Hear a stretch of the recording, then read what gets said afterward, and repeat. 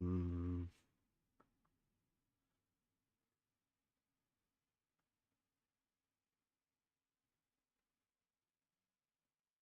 Oh, yeah, looks like we are. Yeah, okie dokie. What's that?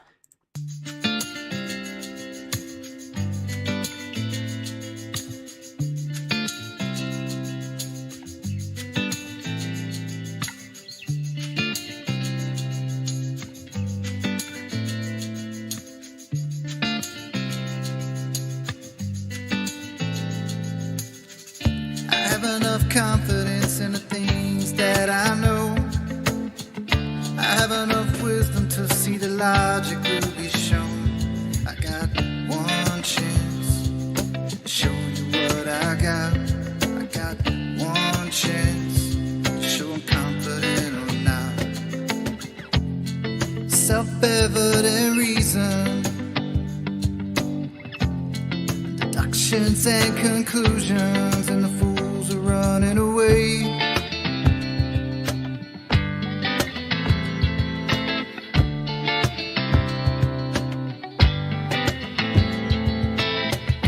It's not what you say, it's only what you can prove. You better watch your step, you better mind your P's and Q's. You got one chance, show me what you got. You got one chance, show you confident or not.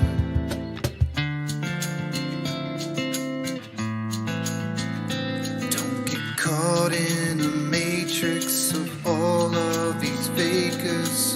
Society's spinning, and I'm just here living on the ground.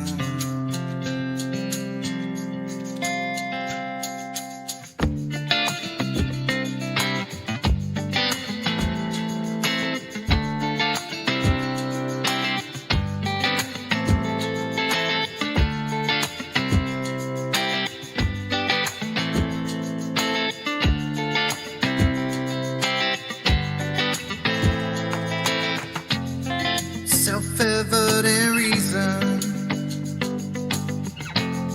deductions and conclusions, logically thinking, and the fools are running away.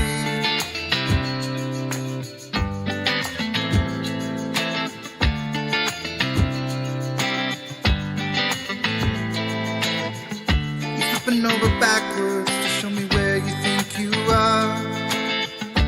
Your model dictates that you never see too far. Shrinking in the distance, you can do fuck all with an angle, and the fools are running away.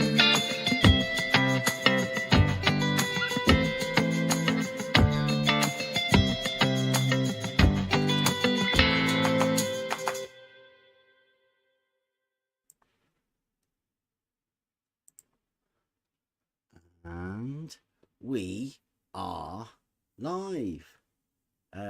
Welcome everybody. I know we've already done a video on today. That's the end of that one. But this is a new one with we're going realizing Euclid because a guy has decided to go and make a few videos about it. But I think it will be better if we go over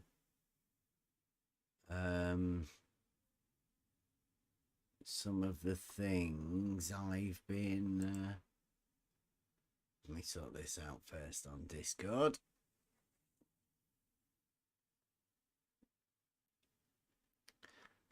Oh,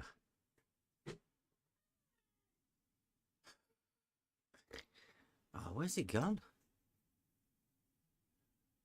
Discord, there you go. Right, let's sort that out. Get on this page here, and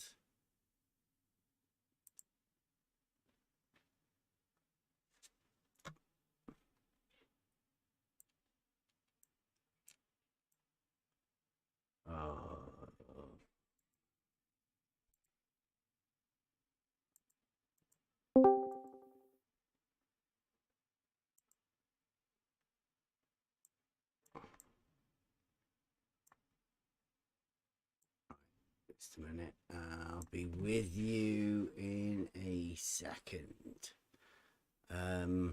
Okay, so we are going to go over what's he called? I Can Science That is been kind enough to,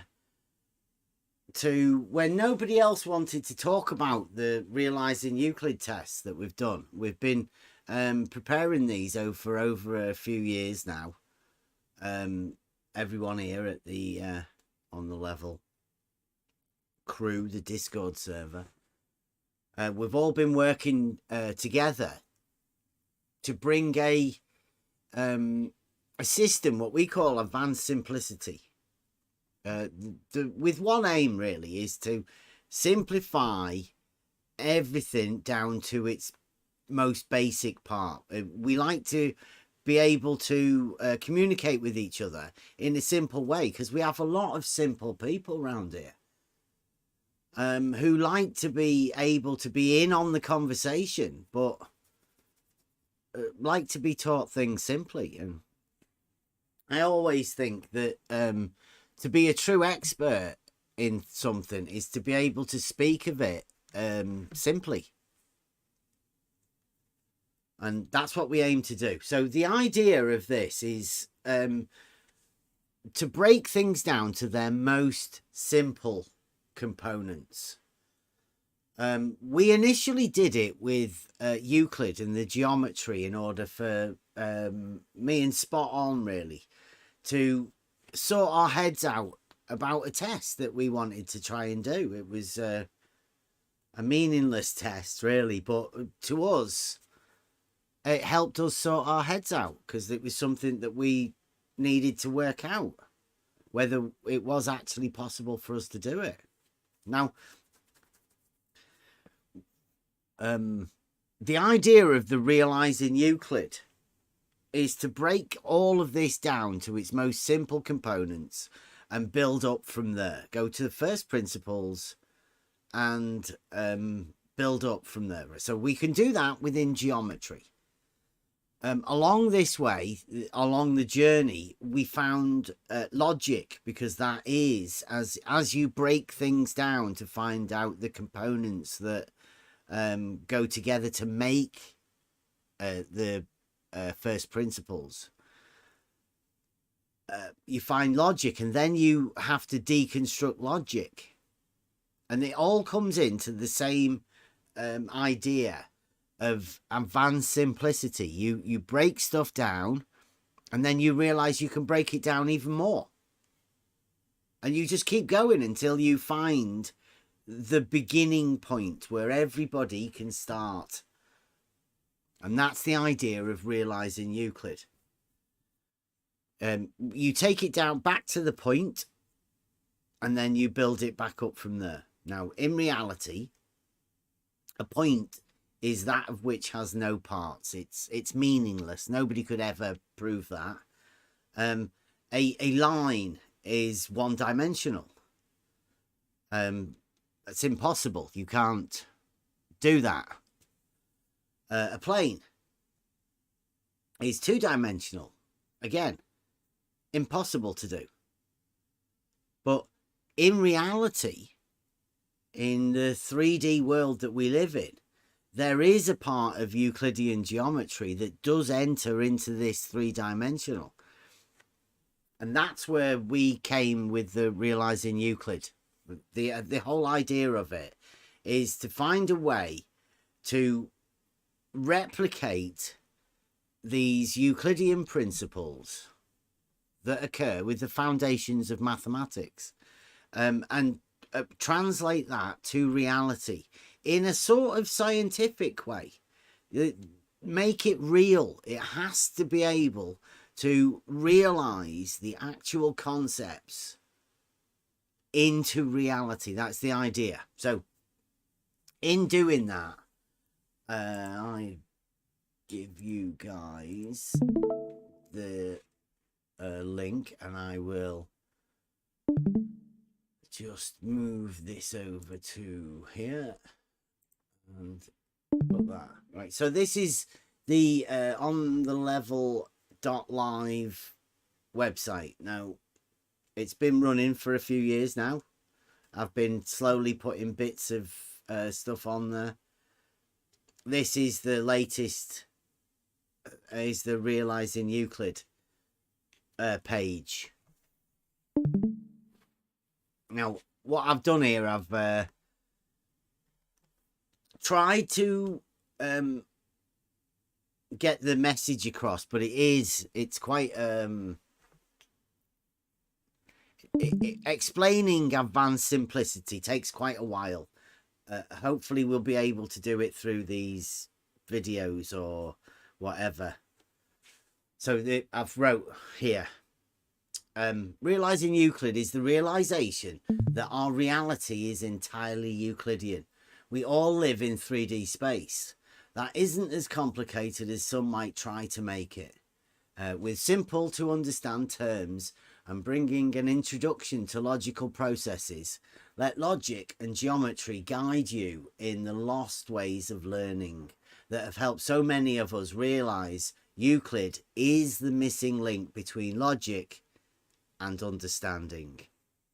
I consider this personally the missing link that helped me realize a greater understanding of logic and through to the words and the identity of things.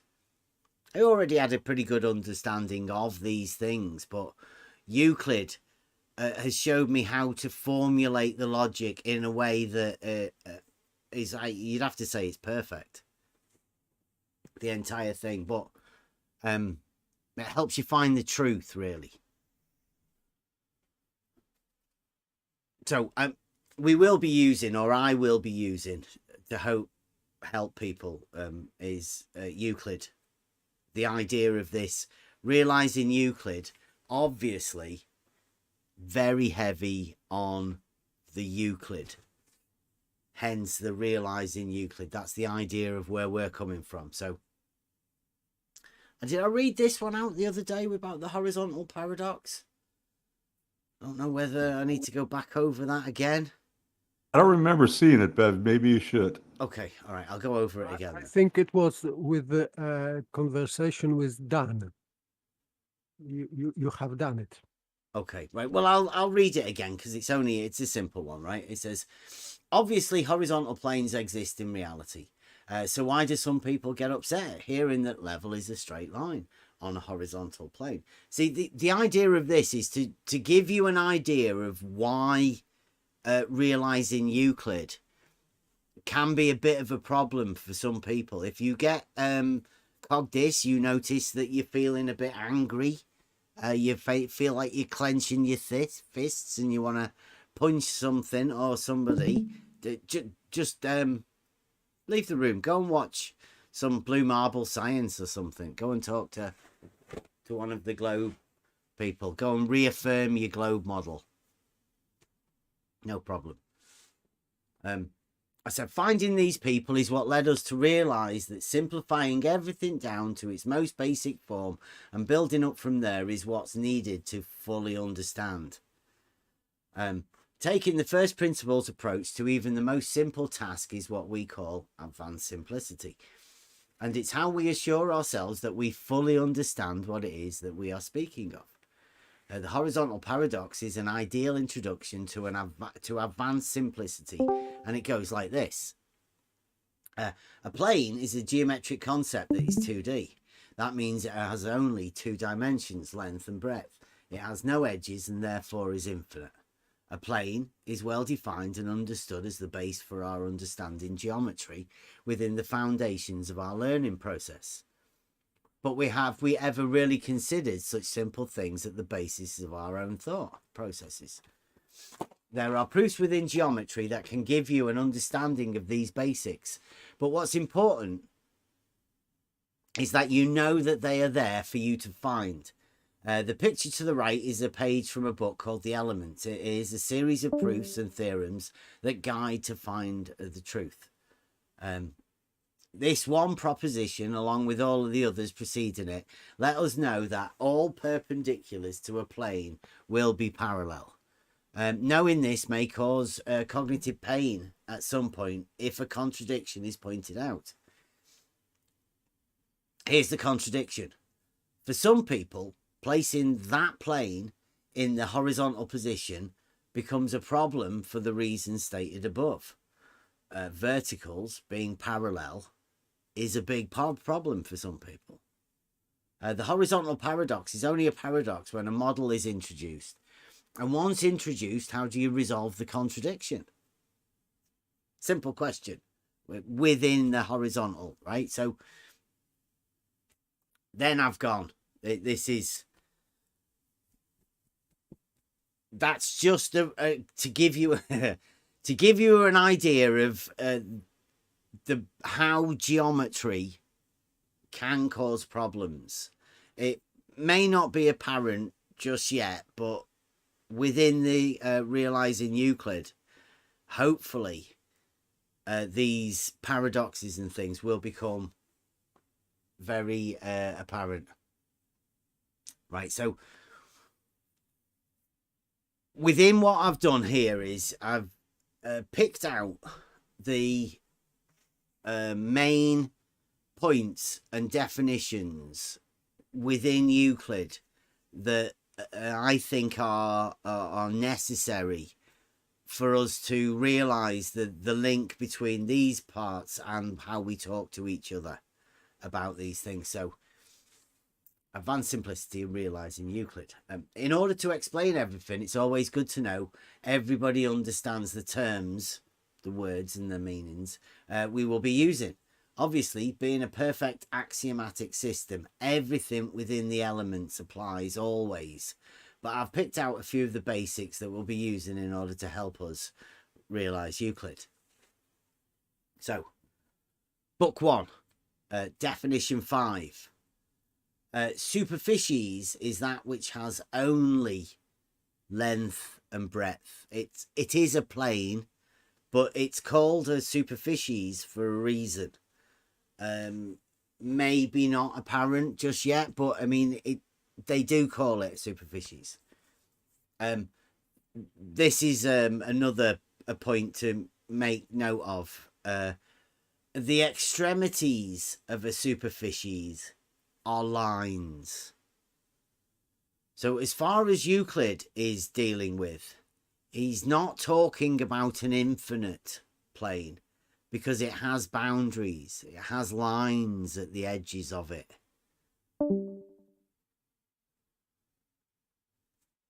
I think that's pretty important.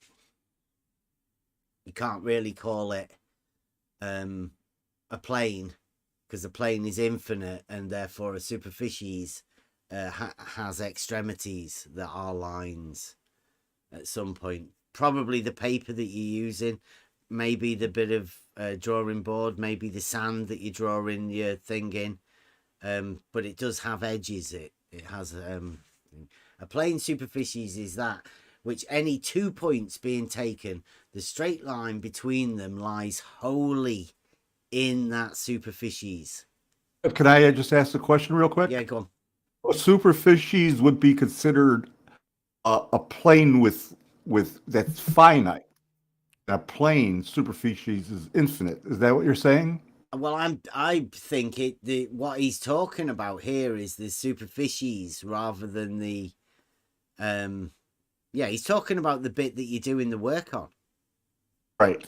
Okay. Right? There's no need to think about something that's infinitely far away if you're working on a square that's in front of you. Correct. Okay. Yeah. Thanks. Understand. Go on. I will understand this point 6, that if you want to border your plane, you will use lines. Yeah. Nothing else cannot and will not encompass this plane. Only lines, not points, not solid objects, but lines. Yeah. Yeah, there's a border, there's an edge to it, isn't there? There's an end, right? There's no point it going infinitely. Yes, yes, but it means that you are using line, Mhm. one dimension. To encompass 2D surface, you use line, Line, yeah, one yeah. dimension. Yeah, which is made by the next one. A plane superficies in that is that in which any 2 points being taken, the straight line between them lies wholly in that superficies. It builds upon the line that's just come from before it, right? That's the beauty of Euclid. It follows always one from the next. So that's just, a plane, according to that, is anything that has a straight line, like not a curve, definitely not a curved plane. There's no way that you could have injected anywhere within this that superficies is curved.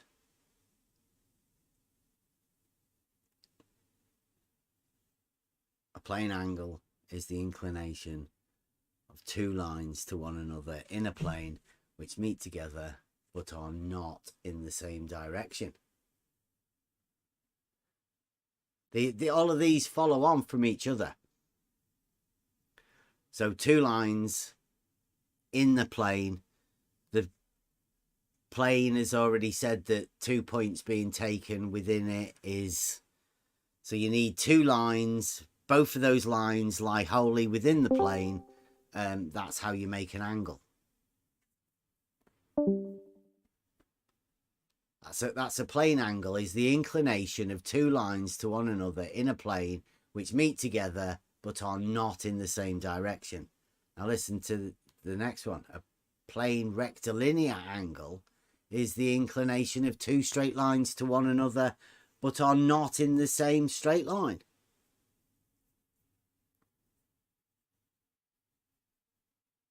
There's not much difference between those two, is there? Apart from it says line and then straight line. But the two lines in the first one have just been said that they were going to be straight anyway. So all he does is add straight in there. It's a natural progression through the... There's no allowance for a curve or anything in there.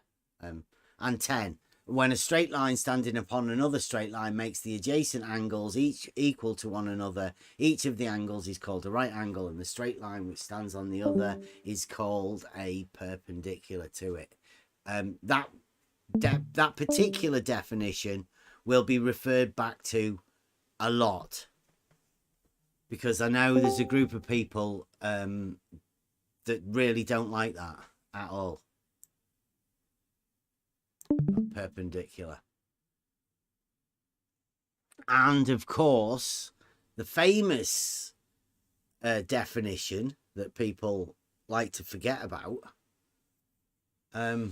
parallel lines are such as are in the same plane and which being produced ever so far both ways do not meet. That's the definition. Not a postulate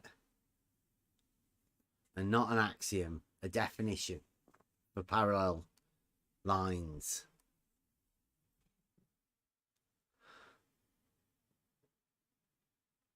And then the postulates, obviously. These are the postulates that we'll be using. That a straight line may be drawn from one point to another. Straight line, 2 points, a straight line. That a terminated straight line may be produced to any length in a straight line. That's fair enough. And that a circle may be described from any centre at any distance from that centre. That's also quite important, because that can't hold true on a sphere either. And then the propositions I've put, I'll list them here, and they will be viewable in the picture library below, which they are. I've got a big list down here. And these are the propositions that we will use within Euclid, book 1, 11, 12, 13, 14, 15, 27, 28 and 29, sort of encompassing those together to end up at number 30, proposition 30. They're all of the ones that we will be using, or I'll be using. If there's any more, I'll add them in, because like I say, all of the propositions within Euclid are applicable, and that any of them can be used as well. So that's the first book, book 1. Didn't deem it necessary to go into any of the other books, because we are trying to keep it as simple as possible, keep everybody involved in this. And then I go to book 11, because once you come out of the 2D realm, you've got to go into 3D. This is realizing Euclid. Obviously, Euclid goes into the 3-dimensional world, reality. And so we've got definition 3. Now, these are just the definitions from book 3. The ones that are, well, just have a listen. Definition 3. A straight line is perpendicular or at right angles to a plane when it makes right angles with every straight line meeting it in that plane. That's a right angle in a plane. Definition. Number 4. A plane is perpendicular to a plane when the straight lines drawn in one of the planes perpendicular to the common section of the two planes are perpendicular to the other plane. So each plane has to be perpendicular to the other at every point along the plane.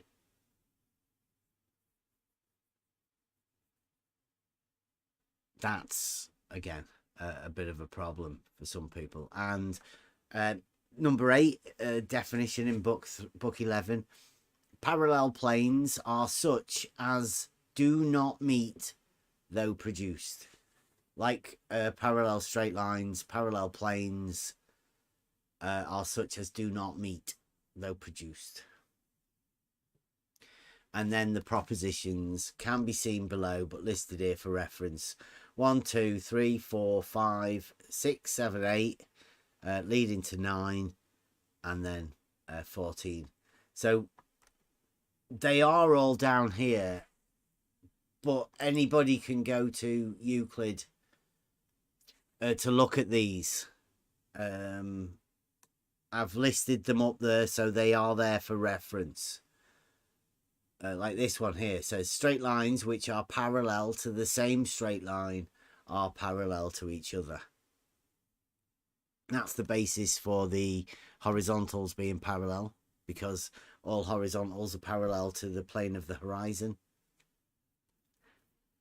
This one here, proposition 1, one part of a straight line cannot be in a plane and another part without it.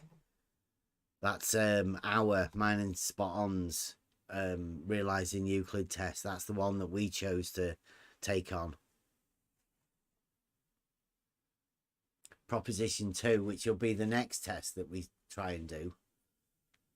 2 straight lines which cut one another are in one plane, and 3 straight lines which meet one another are in one plane.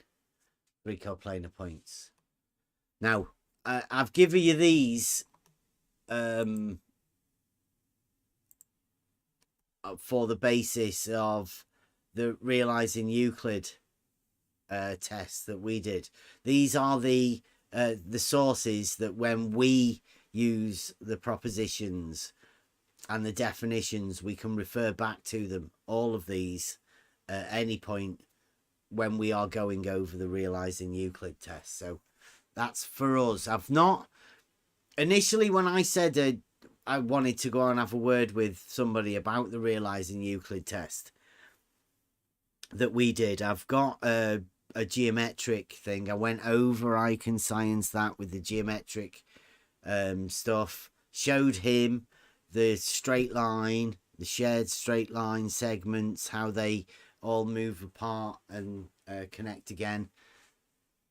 So I'm hoping now to switch on iconscience that's video and see all of these sort of things. I'm hoping anyway that realizing Euclid tests that he wants to do, because I think what we're doing is we're moving over to get this. He wants to do a collaboration. I was hoping that I would be able to go through these realizing Euclid tests, and he would be going through his ones. Let me see. Right, so here he is. Let me get that off.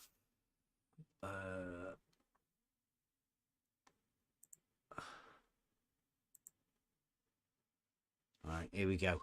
So, can you guys in Discord see that? Yes, I can see it. Okay. Right, so this is I Can Science That, who has done some videos on realizing Euclid. Now,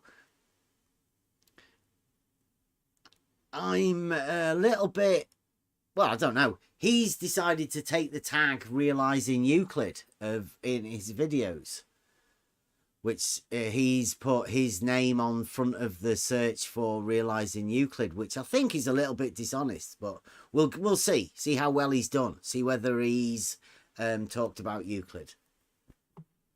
So, are you guys right? We can go with this now. Has anybody got any comments about how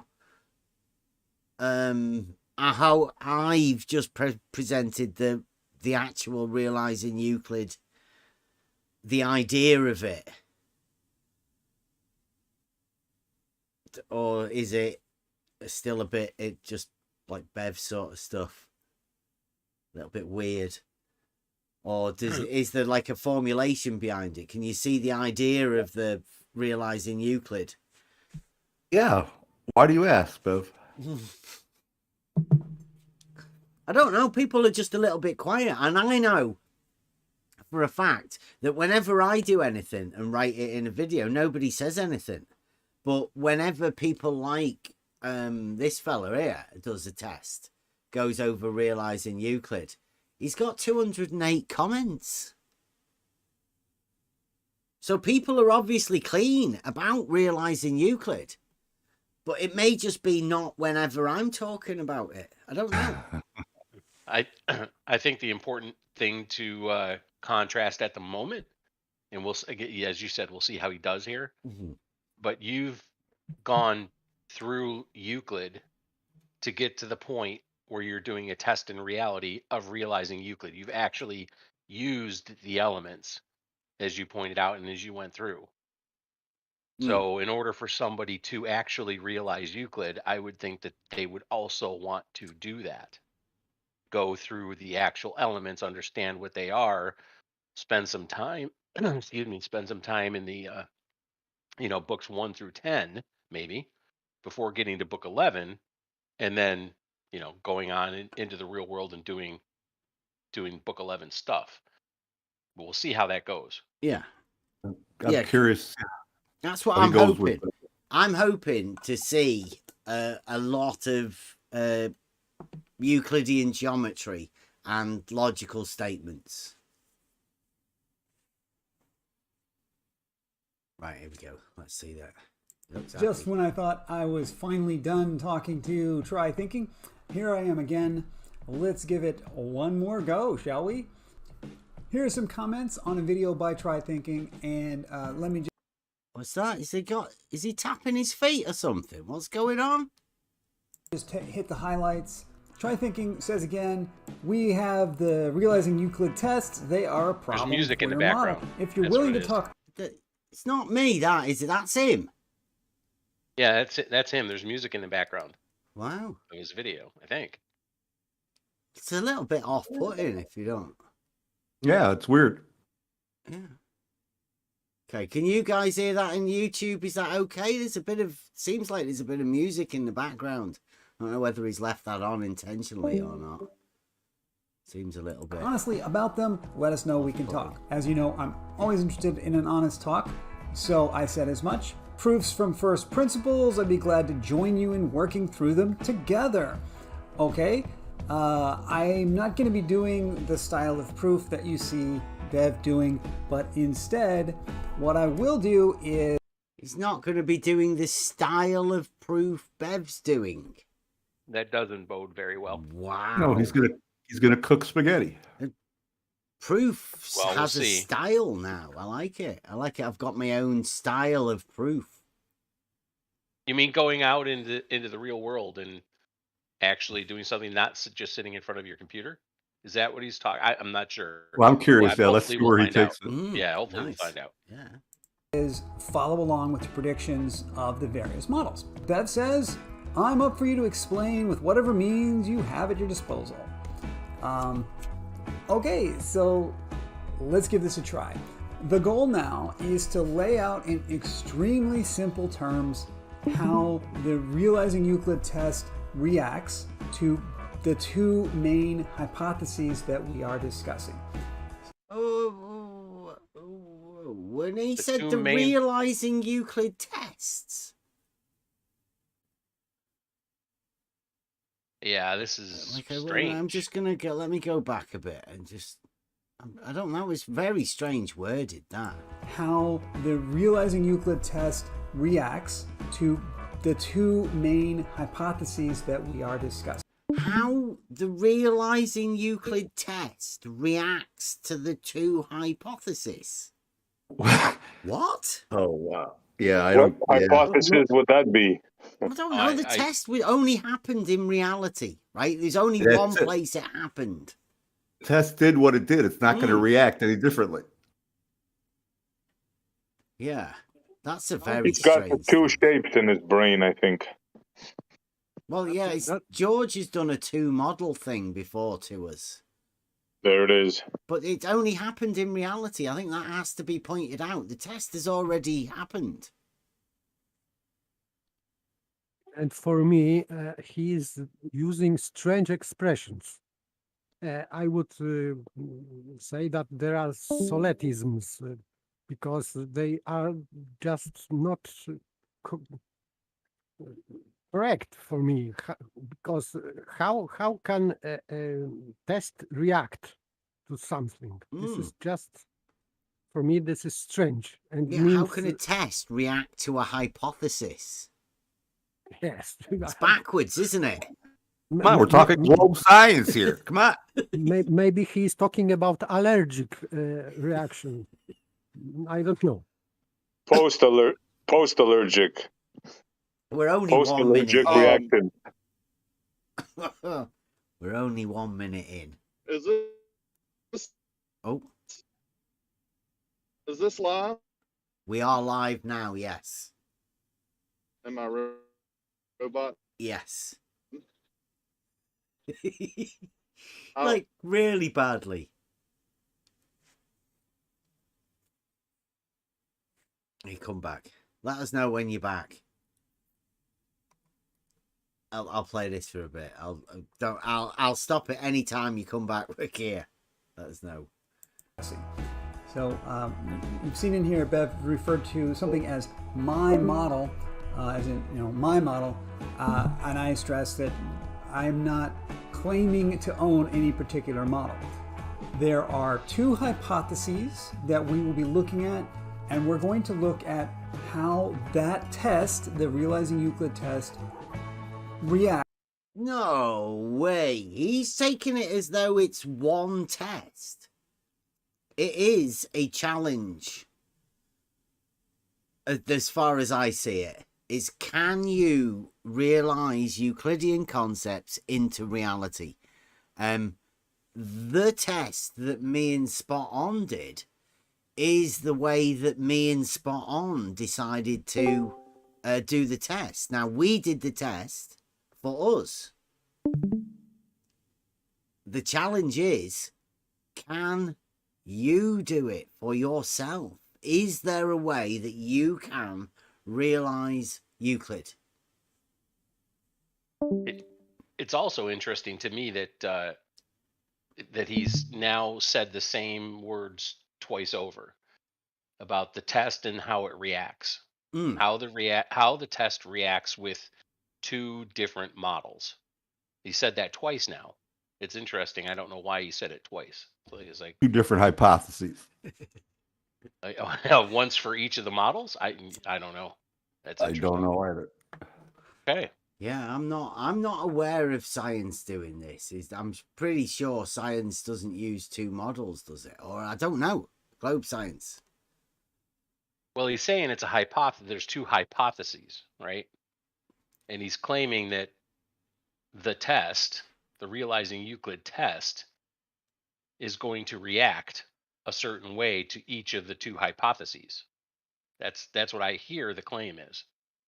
We'll see how it goes. One of those hypotheses doesn't really fall under observation.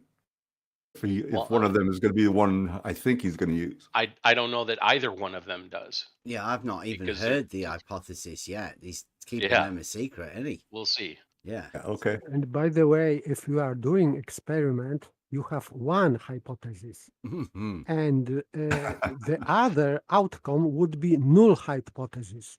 But we have two hypotheses, and I think these two have null hypothesis for each other.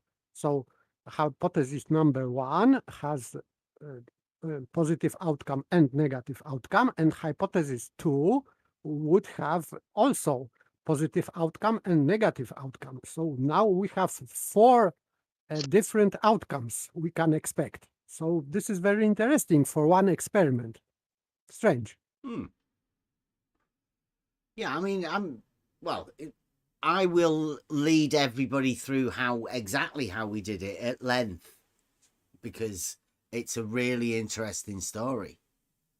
But I'm interested more in this guy here. We'll see where this is going. Acts in those different under those different conditions.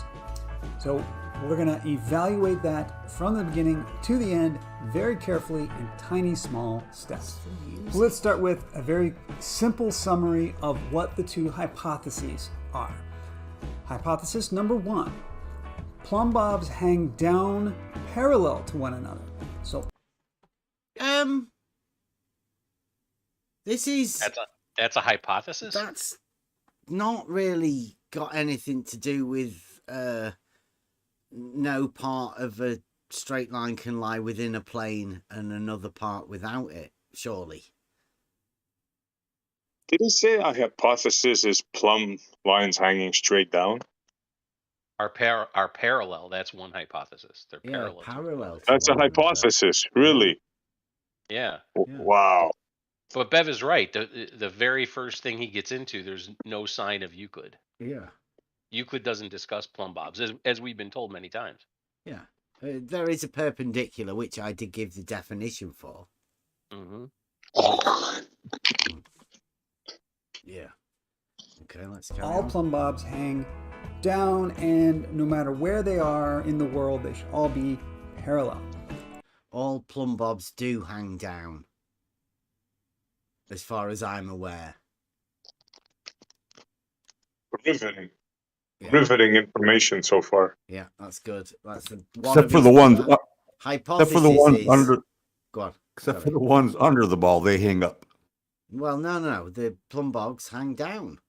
I'm kidding. Yeah.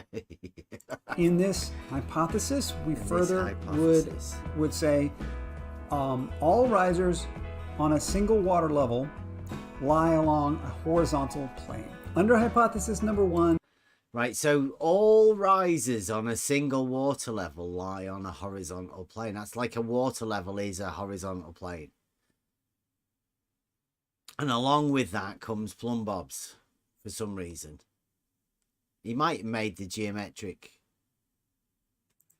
for a single water level, the risers that bring you up to where the level of the water is, all of those must lie along the same horizontal plane. Hypothesis number two, plumb bobs hang down towards the center of a sphere and are therefore not parallel to one another. Under this hypothesis, we say all risers on a single water level are the same distance from the center of the sphere. And here's the important part. We have two hypotheses, and we're not going to merely accept either one. We're not going to say one is mine and one is yours. We're just going to evaluate how would this test react if one or the other of these two hypotheses is true. First, we'll go through. Wow, he's cutting these, all of this. How animated is he and his hands? He's playing hand tennis. It's hard to not get mesmerized by the music and his hands. Any pasta around? I don't see any pasta. By the way, for me, this music is annoying. It is. It's somebody. I think somebody was saying it helps you drift off into imagination land. It's been added for a reason. I can't. Yeah, he's basically just saying there's two hypotheses, and you're not gonna say that one of them's right or the other one isn't. That's the basis of the way he's going to do this at the minute. He wants you to talk about everything. By the way, this hypothesis number one, these are two hypotheses on the screen now, not one. Yeah. Two separated. So we, in total, for now, we have four hypotheses. Yeah. So. Hypothesis number one, under the conditions of the realizing Euclid test, and make a... He says the realizing Euclid test. No, he should be saying Bev and Spot-On's realizing Euclid test, because you can do your own. How would you choose to do it? Like, why isn't he evaluating his spaghetti on a cell phone? You realizing Euclid test. I think that he should be scrutinizing that a bit better first.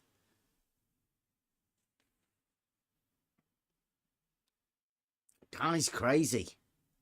He thinks there's one test in his mind, probably. Yeah, he thinks the realizing Euclid test is what me and Spot-On did. Doesn't realize we did it and we kept it cheap so anyone can do it for themselves. We just scaled it up to that, but you can make a small scale one. You can do it in schools. You can do it in colleges. You can do it at 10 meters. You could do it at 1 meter. The principle still applies. The whole thing. You realize a shared straight line segment. Nice. If hypothesis number one is true, what will we measure in that test? And then when we're done with that, we will move on to hypothesis number two, and then we will ask the same question. If hypothesis number two is correct, what would we measure then under that same realizing Euclid setup? Is he serious? Serious about Of course what? he's serious. Serious. About what exactly? Well, right, you work out a test, right, that you're going to do. Because he's coming along after the fact, right? He's not talking about all of the planning, all of the Euclidean principles and everything that's gone into the planning for the test in the first place. Correct. Right? And he's just going to come along and say, well, if that test is true, now let's go along and let's say, what if this test is true? It's like, but we've already done the test. We already know what the results are. But you haven't done it to his standard. But he's just going to say that it works on his model too. I can see it coming. He said that's what I imagine would happen on my model too, on the other one. To me, it sounds like he's going to go for the eyeballing thing, but let's see. Finally, a to very cite quick it? summary, once again, for those who maybe haven't seen it before. What is the realizing Euclid test? What is Bevan Spot-On's realizing Euclid test with a shared straight line segment. That particular proposition from Euclid is used not within getting the it. planning of it. Yep, John's got it. He just doesn't.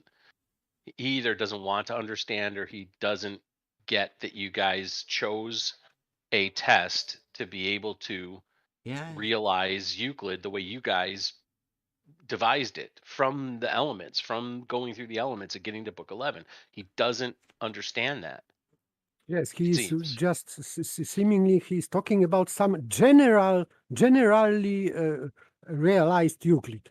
So, but not specific to your realizing Euclid, but some general and ambiguous realizing Euclid. I don't know. I think it's better. It's better than that. I think he thinks now realizing Euclid is this test. He's like named this test realizing Euclid. Exactly. And any other test that is realizing Euclid will be a replication of this test, not some other method, because we've got loads of other tests to do realizing Euclid. We've got plenty of them planned. You're right about that. Absolutely. He thinks this is the test. He doesn't realize that there's so many other things that you can realize from Euclid. He doesn't get it. I don't think he gets the whole thing. Yeah. Doesn't understand that the Pythagorean formulation of 3, 4, 5 triangles is also Euclidean. The principles of that. There's loads of many different ways of doing it. It's just that me and Spot On were particularly researching level. That's what we were about. That's how we used a level to show this test with the shared straight line segment. I find it amazing that he hasn't picked up on any of the Euclidean principles yet. Even with that right in front of him, he can't see that it is a shared straight line segment in the center. He's just put all of the numbers around there. I find it amazing, that 5 meters.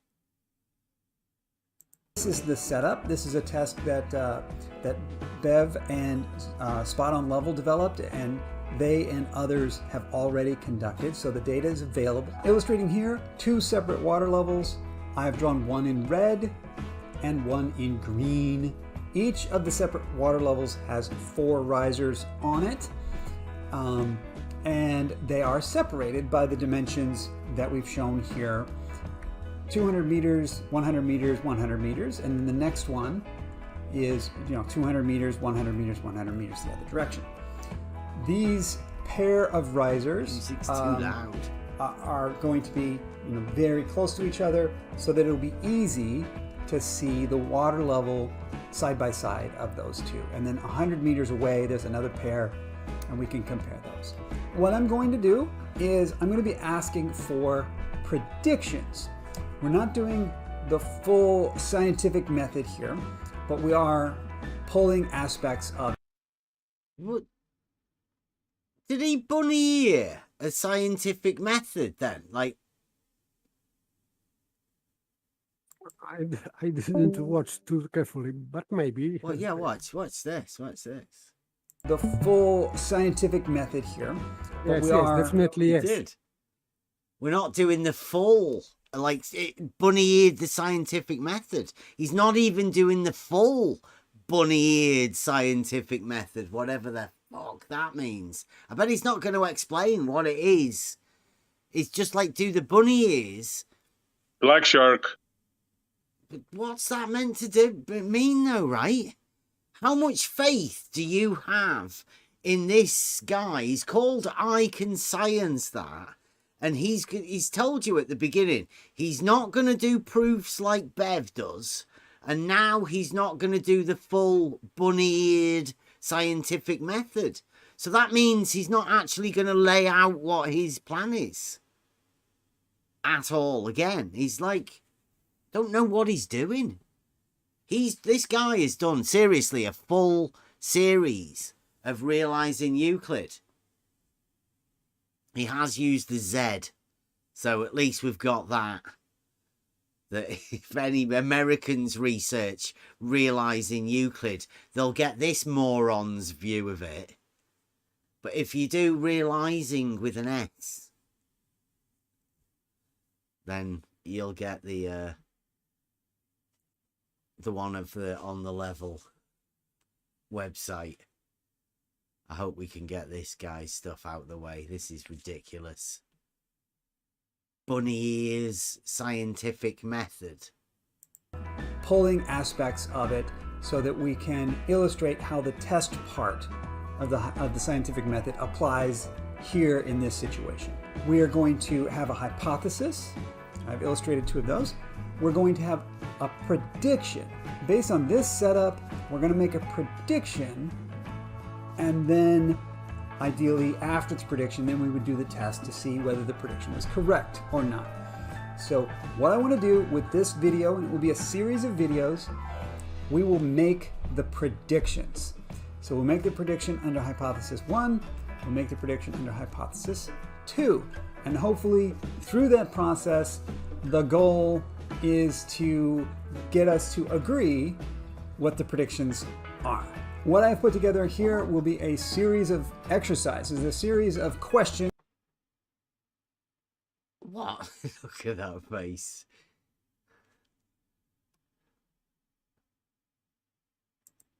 Who does he want to agree with the questions are, or what the predictions are? I'm sorry. I don't know. It's the scientific method. Why do we have to have a consensus or whatever?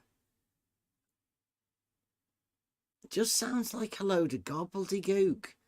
He's saying they want predictions and then afterwards they do the test.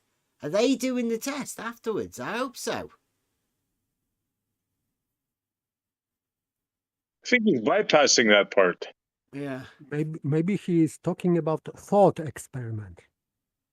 Yeah, it does give us an understanding, though, that this needs to be done, right? This cannot be the only explanation for realizing Euclid, because this is awful. The guy hasn't got anything at all.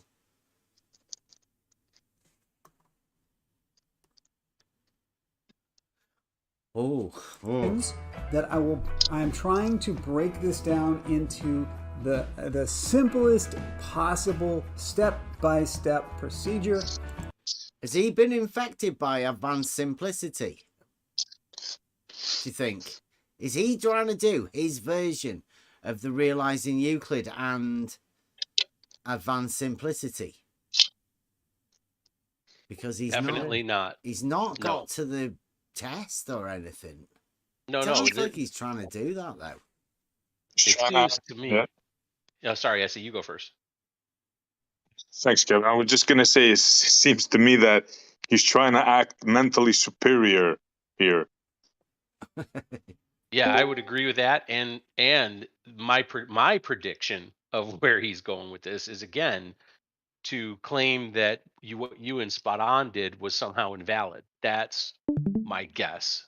I don't think he's going to do anything on his own out in the field. I mean, with any kind of water levels or anything else for that matter. I don't think so. I hope I'm wrong, but I don't think so. Bev, unlike what you did in your presentation where you defined Euclid's proposition through his elements, he did none of that. So how would the people he's showing this to even know what Euclid said or what it says in Euclid? Yeah, I did see that a bit early on, and he's completely missing the idea of the Euclid part of it, as far as I can see. Yeah. There is no Euclid so far here. No, none. Other than him mentioning it and trying to, well, I don't know. I guess this is how they do it, right? They take the words and just make them meaningless. Maybe maybe him talking about plumb lines and horizontals. Maybe this for him is Euclid, but I don't know. It is not, of course, but maybe for him it is. Could have related them to straight lines and planes, and we would have at least had a little slight link to Euclid, but he didn't even take the opportunity to do that. Yeah, this is shocking that he's not shown any Euclidean anything. And I'm going to ask you, the viewers, to participate. So I will make short videos where I outline some questions, and then I will kick you to a Google form where you, the viewers, will answer the questions to illustrate that we are on the same page, that we understand each other. I am a little worried that people are going to say that the questions are condescending, that it's... Did he say Google Forms? And then is he saying that he already thinks that people think that the questions will be condescending? Yes, which means the questions will be condescending. Yeah, which means I'm not even going to bother looking, because that's ridiculous. Why does he want people to answer questions on how well he's performed? Is it like how well have you understood what he's talking about? What the way I take this, and I guess we're gonna have somebody's gonna have to look up the form, right? We're gonna have to see if we're gonna understand completely. But I suspect he's going to ask questions that lead the witness, if I can use that term, witness, to where he wants them to go. One of the two hypotheses. I bet you can guess which one it is. But none of that, and asking questions, going through this stuff on the screen, none of this has anything to do with realizing Euclid's elements in reality. Zero. He does seem to have missed the point of the realizing Euclid. I mean, how can he say the words and miss it so obviously? And Google. Well, if he spent a lot of time making videos and a series of videos and Google Forms and all sorts of stuff, he might have done it for his children, for his, because he said he was a teacher, didn't he? He might have done it as a course. I think he is upset because he thinks, from what he said, that this test should be to establishing the model, flat Earth model or globe Earth model, and you didn't use this test to test model, but to realize Euclid. I think this is his objection. Yeah, I totally agree, Paper. Missed the chance. Yeah, okay. It's insultingly simple. The goal here is to make steps so tiny, so small, that there is no possibility of disagreement on them. And then to test the fact that there was no possibility of disagreement by having viewers answer the questions. So I'll ask you, please try not to be insulted if they are too simple for you. And don't be insulted if it's not clear for some reason. Just ask for clarifications, and I'd be happy. They're not supposed to be any trick questions here. They are supposed to be very simple steps along the process towards making the ultimate prediction. What will follow is a series of very short videos along with Google Forms where you can provide your answers. Bev, I am calling on you to please fill out these forms. That is how we will join in working through them together. This is a joke, man. I mean, I've got to fill the forms in to join in. You got to fill the forms in, I guess. To join in working. No, the first principles. Look, it says, it says, if you want to work through the proofs we have from first principles and show us how your proofs work from first principles, I'd be glad to join you in working together, not filling out Google Forms. The proofs, working through the proofs together. My proofs, your proofs. Very simple. I have a stupid question. What are Google Forms? I am not aware of that. I don't know. Like, they weren't mentioned within Euclid at all. At least I've not seen them. Maybe in the advanced books of Euclid. Yeah, I can tell you. Google Forms are I think, similar to PDFs. PDF forms, if you know what PDF forms are. I think it's Yes, Google's yes. version. Yeah, I It's think it's Google's computer version formats. of that. Yeah, yeah, yep. Do we know anybody that's ever been to look at the forms yet? I don't know, No, but I guess we're going to have to.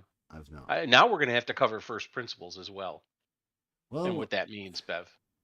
yeah, go all the way back to I think I did say that we're gonna have to go all the way back to the beginning of everything. Seems like what he's saying there, though, right? It may seem simple, it may seem too simple to people, but we have to go there. Obviously, we have to show this man of science, this man of globe science, bunny ears. I'm definitely doing bunny ears. Globe science. How we formulated the Euclidean proofs into the realizing Euclid tests, all the way back to first principles, and what the understanding of a proof is. Obviously, I'm glad he's given us a chance to do this. It seems right, doesn't it? I like it. He should be a good man for the globe, for showing everybody how we can realize Euclid in reality.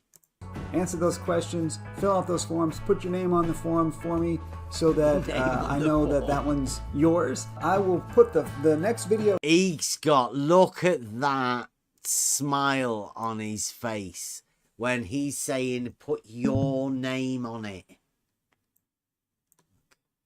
Look. These forms, that is how we will join in working through them together.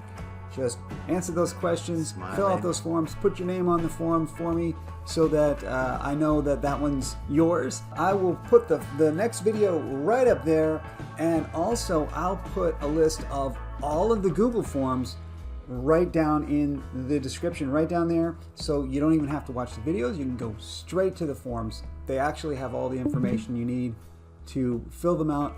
You need any explanation, though, watch the videos that will describe each one, particularly the first one, which should be floating right above my head already. All right, I'll see you in the next video. Oh, I missed that. I hope he changes the music in the next video. Welcome back. Uh-oh, yeah. Did I call it or did I call it? I think we went to the Okay. 80s, though. Yeah, yeah. You called Wolf from the first. Right, okay. So, I take it we've all been and filled out our forms, signed your names on them, ticked them all, got them all back. He's marked them. Give you a refresher course. Here we go. Part 2. This will be the part that he adds some Euclid stuff in. This is the first video in the series of exercise videos, that will have questions at the end that we will work through step by step to get our predictions. Here's the setup. Once again, we have 2 water levels. I've drawn one in red and one in green. I will refer to them as red and green. They're just water levels. They're not red and green. That's just for the diagram. And this is the spacing between the various risers. I have indicated a 5-meter distance here. I don't actually... Not so sure I like this music as well. He needs to, like, put it really, really low. It's come through far too loud. It's creepy, if anything, this. I have that number, so I made up an arbitrary value for us to use for these predictions. I have established a horizontal reference plane. Sorry, what was that? Why I'm just trying to I'm hoping he explains this, because he said he put an arbitrary number 5 meters, but it's not the riser that's 5 meters. It's 5 meters from somewhere. P subscript 0. Yeah. Which he just said is a horizontal plane. I don't know. I guess. I'll go back and... It's strange. Yeah. 5-meter distance here. I don't actually have that number, so I made up an arbitrary value for us to use for these predictions. I have established a horizontal reference plane underneath. Why? So 5 meters from the horizontal reference What, like, plane? How can why that has he be? done that? But I I don't know. thought that these risers are establishing horizontal Yeah, plane, the not actual something beneath. tops. They do. Yeah. Does he not know what a horizontal plane of reference is, maybe from a water level tool? Well, I'm I mean, you guessing tried to because he's explain got a that to him. model, right? He has to relate it to something as a reference frame, right? To start off with. I don't think he realizes that the water level is the tool that establishes the reference frame. Now I'm starting to wonder if he really thinks that it matters what's underneath the water level tool. Yeah, I mean, you could put that a meter above as well, couldn't you? Sure. Yeah. You can put it on the bumpy soil or whatever. It would work It doesn't, the yeah, it same. doesn't matter. But Yeah, that, like but, it- but Preferably, you put it at the line of the water level. Right? Because that's where it is. That's where the line is being established. Straight the way across where all the water levels are. but he's using a distance of 5 meters, which means that whatever P0 is, he's saying it's a horizontal plane. Maybe we need to hear it again of reference. If he says plane of reference, it can't be, because you can't measure a distance from something 5 that's. meters. I mean, like 5 meters I don't. below you at the side of a canal's like a hell of a way. Hell yes. Yeah. What is you'd that? never That's get just to for see us that. For us Americans. What is that? It's like 15 feet. 15 feet. Yeah. Yeah. More than 15 Like feet. 15. Like, who would ever imagine that you're using a water level and either above or below you, 15 feet away, there's something that you're meant gosh. to be referencing? I mean, that just sounds fucking ridiculous, doesn't it? Indeed. Right, listen to it again. It is interesting. The setup, and I have just said that the risers were filled to 5 meters above that point. I know that when Bev and Spot On did this test, they did it next to some body of water, a canal or something. So let's imagine maybe that can form that reference plane, and they filled their risers to 5 meters above that point. If that He No, imagines that we're 5 meters above the surface of the canal. oh my goodness. Like, And what's it? and he's saying that the canal creates the reference for. No, it's the tops of the water and the risers of the water levels, dude. Oh my gosh. I think he missed the elephant in menagerie. My goodness. It's getting harder and harder to understand what he's talking about. But I think he's saying that the surface of the canal is the horizontal plane for some reason. That's what it sounds like. And then the water level. Why use the water level there? I mean, Uh, what would be the purpose? I don't know. I'll point out to everybody, we did use at the side of the canal because it's so hard to find a bit of level ground that you're not like standing up, like he says, 5 meters, one end 5 meters up in the air and the other one like 6 inches above the ground, because that'll easily happen. But it doesn't happen at the side of a canal because you can be guaranteed pretty level ground, at least within a meter.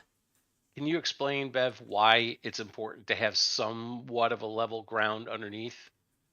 Oh, well, until you've grabbed hold of a water level and gone 100 meters to find out exactly where the level of the land is, you could be really surprised that something that you imagine is level, but then you get a water level and you'll find that you can be too far. You'd be holding it above your head or digging into the ground. And Right. that's the thing, right? So if you're using a water level and you are in it, even if you didn't know, right? But you were going up a hill, let's say, and let's say you did end up 15 feet or 5, 6, 7 meters above where the at the end of the water level tool from where the start is. What happens to the water if the risers can't hold that water across that kind of elevation change? Doesn't the water come out Just potentially? pours out of the Pours out one of it. that's the one that it can't, like if it can't get high enough or it can't get low enough to keep at the same level, then it'll piss out. Ask Slice Bar Kane whenever he tried to do his water level experiment that he tried to do. He had really bad ideas because he was trying to get water to go uphill. Couldn't do it. Exactly. So think about this. Again, this guy has science in his name. And clearly he doesn't understand that that's why Bev and Spot On chose the canal, not because it was a body of water, because the water level tool doesn't care what's underneath it.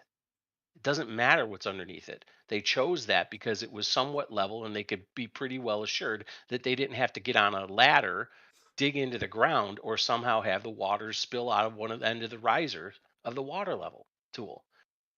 It's beyond me that he has science in his name. Yeah. I'm sorry.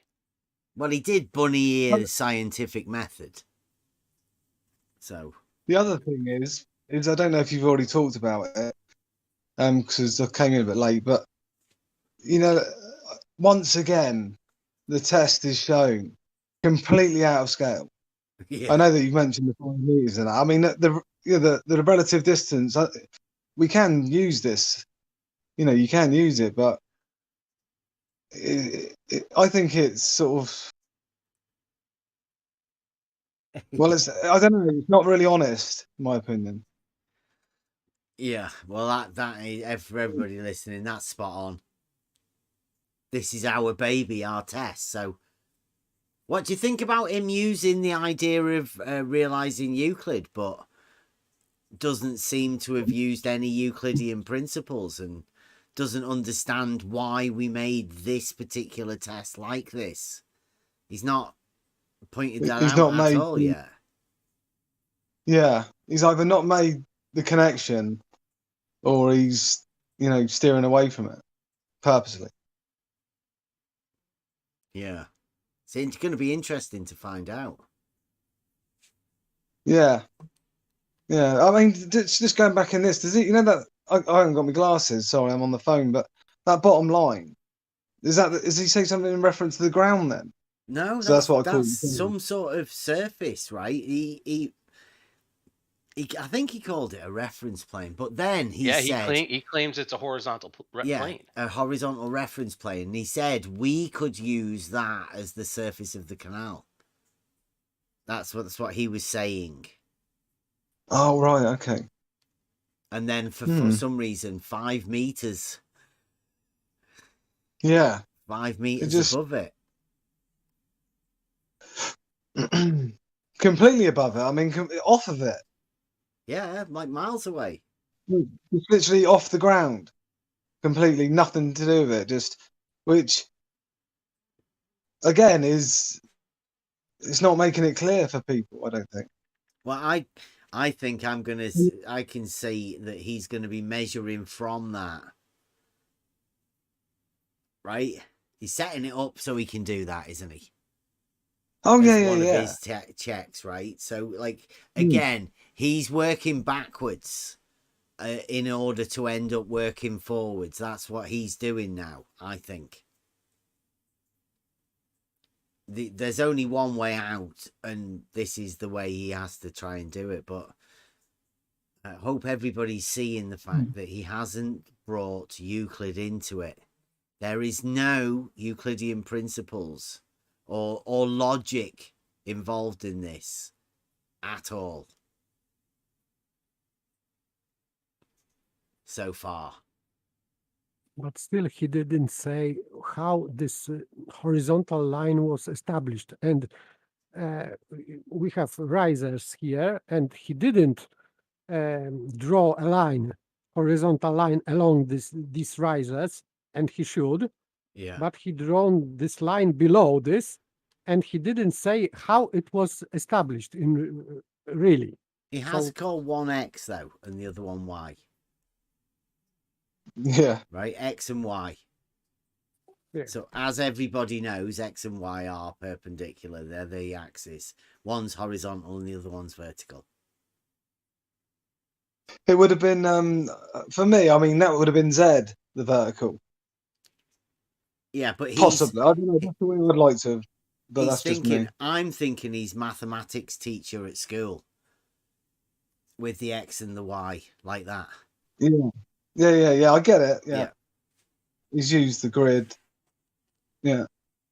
Actually, if anybody knows anything about the new definitions of flat earther, anybody that draws a graph like this, flat earther, McToons.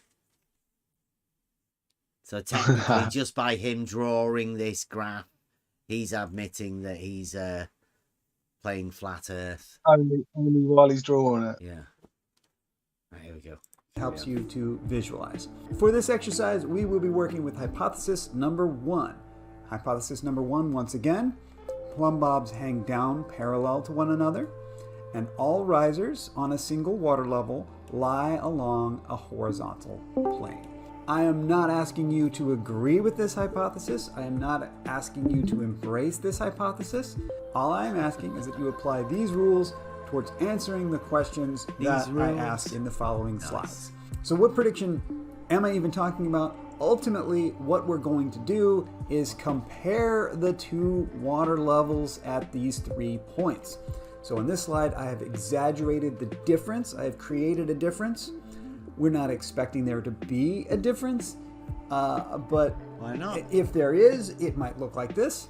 Under hypothesis number 1, we stated that there would be a plane that all of the risers, these 4 risers of the red water level, must lie along that same plane. So I've created a plane here, labeled it P1.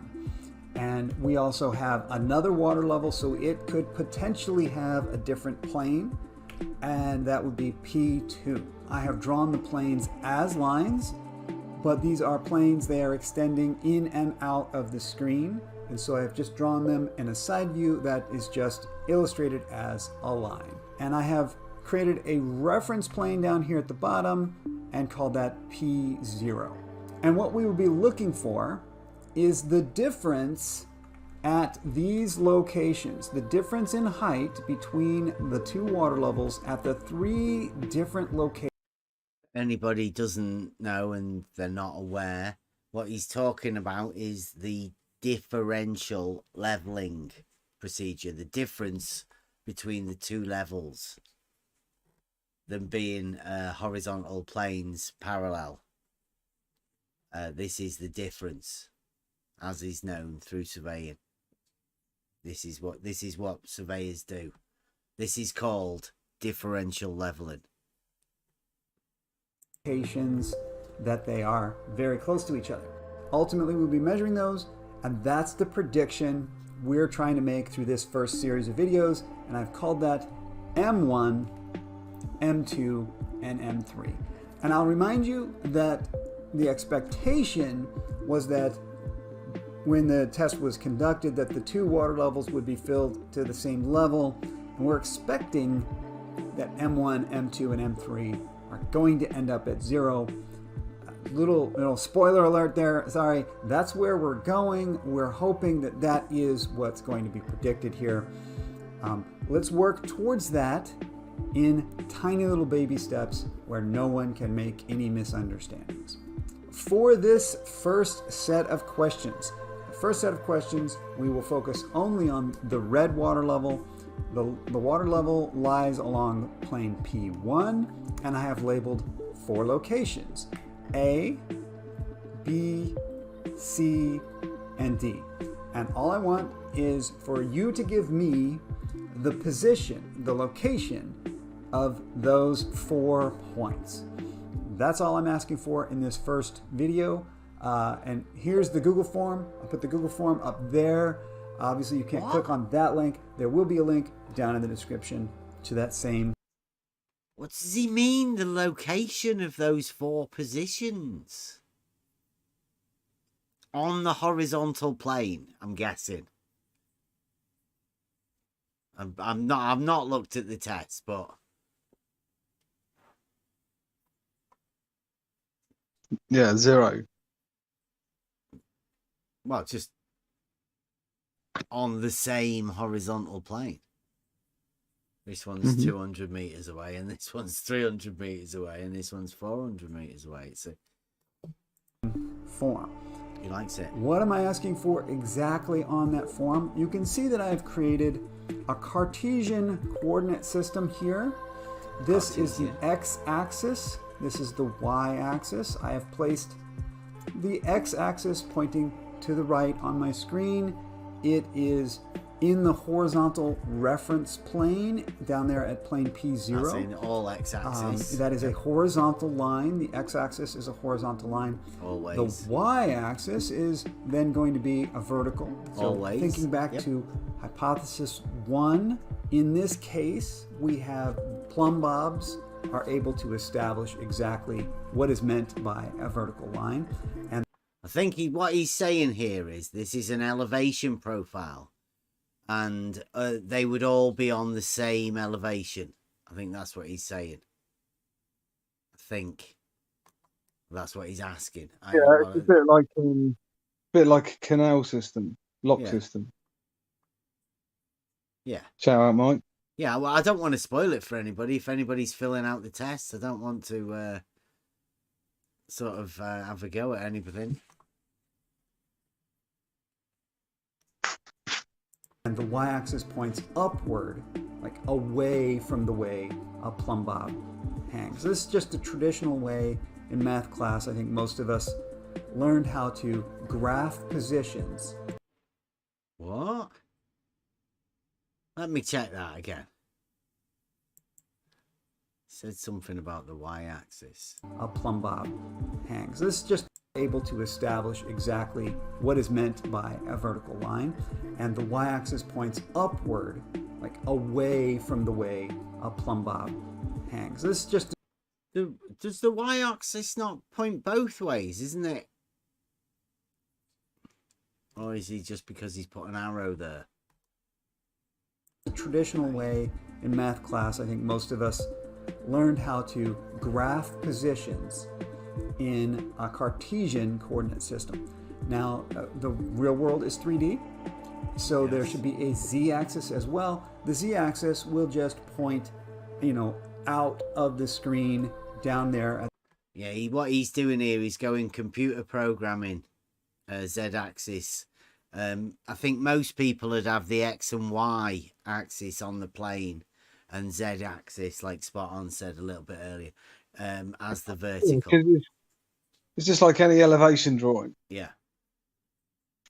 Yeah, he's talking about an elevation profile here now with the x and the y. But, I think it should be a Z. But Yeah. then everyone's clear then. You know exactly what that is. You know that that's, horizontal and that's vertical. Whereas if you call it X and Y, you've caused a confusion there. Yeah, because everyone knows X, Y is on the... I did have this conversation with Stingray, who's one of the model guys. Not that he has a model, he does a lot of modeling on computers. And he said they quite often do this because they keep the draw screen, like on a 2D plane like that. Then what they do is they put depth on the Z, right? They layer the Z axis further backwards on, leaving it like this, because this is obviously like a maths screen with X and Y. And when they do modeling or graphing in certain things, they just develop depth into the screen using the Z, keeping the X and Y like this, whereas other programs like Blender and in reality we have the X and Y on the map grid, the flat horizontal plane, and then we develop Z as the vertical height in reality.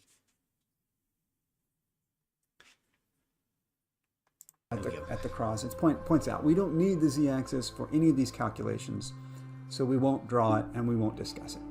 All I'm asking for is the x coordinate and the y coordinate of each of these 3 points. So the point I'm pointing to right there, this is point A, point B, point C, and point D.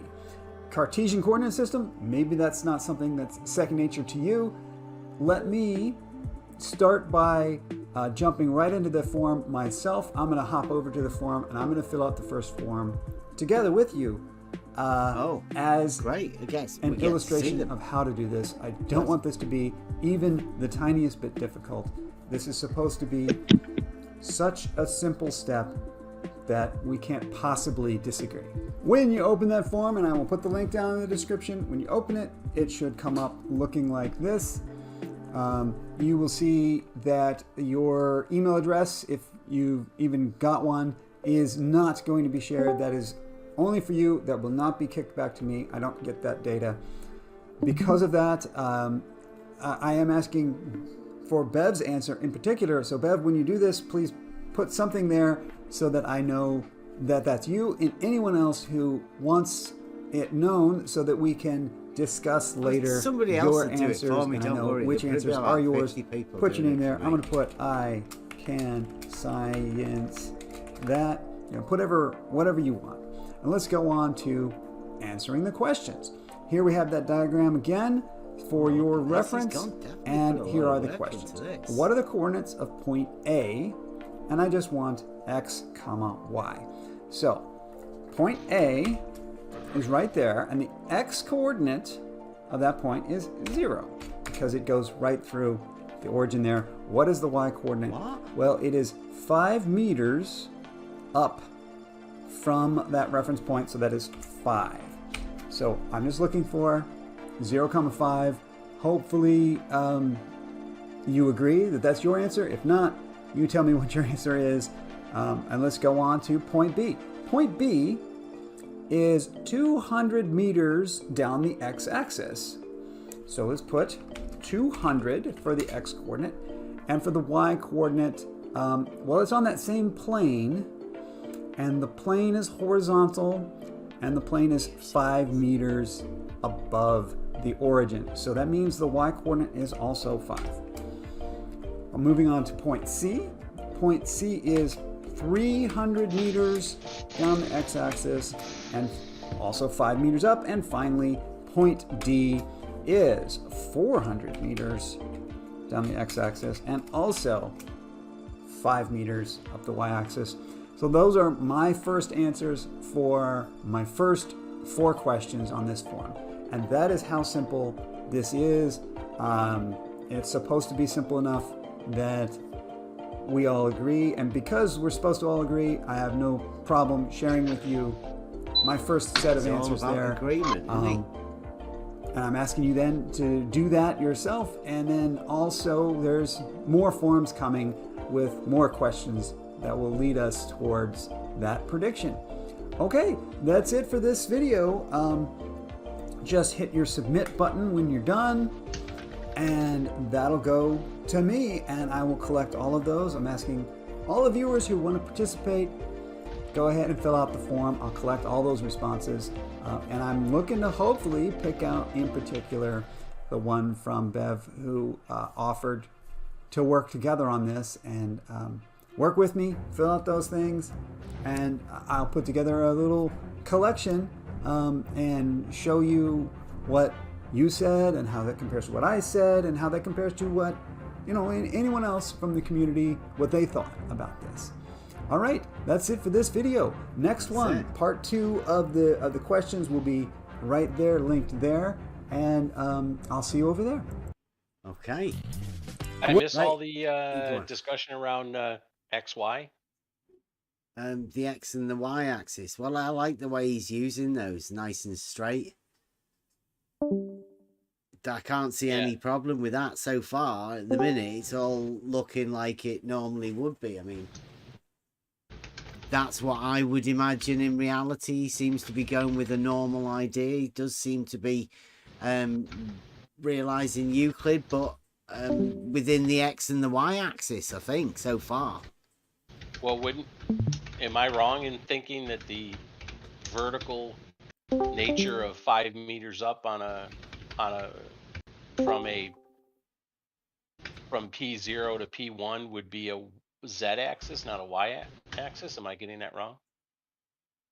Well, yeah, but he goes with the Z axis as being perpendicular, you know, with the X and the Z being the horizontal plane, which, like I said to Spot On earlier, some people within graphics and computers do that to add layering into the depth of the thing. They don't like, because most people would lie that down. They'd push that y-axis over, Yep. and have that on the horizontal plane, and then build the z-axis up from there. He doesn't do that. So Okay. I'm thinking he either hasn't had any practical experience in any of this sort of stuff, or he has had the like the mathematics teaching, because that's still on a whiteboard. That's what you would have for the mathematics teacher at a school. Right. You'd have it on graph paper if you were doing it on that, or whatever, but not in reality, right? Because if you were trying to describe reality, you'd have to have a z-axis. Yeah, the z would be the vertical rise, right? Okay. And yeah. So I mean, it does show to me that I don't think he's actually ever applied anything, and I don't think he's ever even gone with the Blender, because I'm pretty sure Blender uses the Z vertical. You know, it's only certain computer programs for computer design, I think, that use the Z as in that, you know. Yeah, but that actual presentation there isn't really Can you switch the card to this 1000 card instead of the... Take a smarter account. Yeah, because the sugar. 93,000, that's the lowest Hot card mic. limit that we have. Sugar It's cookie. 15,000 a day. Sugar. Hot mic and sugar. Oh, I see what you're saying. Yeah, so that Can one has somebody higher. get him? It should. We can't mute him. Shouldn't be getting like that. He was getting nuts with that. Yeah, it's so There you go. There we go. I got him. Okay. Wait a minute. Where was I? Spot on. There you You go. finished what you were saying? Yeah, I think so. Well, just yeah. I don't know if you caught what I said, but yeah, no, I've finished. Carry on. Okay. Anybody got any other points? Or I mean, this one's only 1 minute long, so it'll not take us long to get through this one. And I did notice only 160 something people have gone through this far.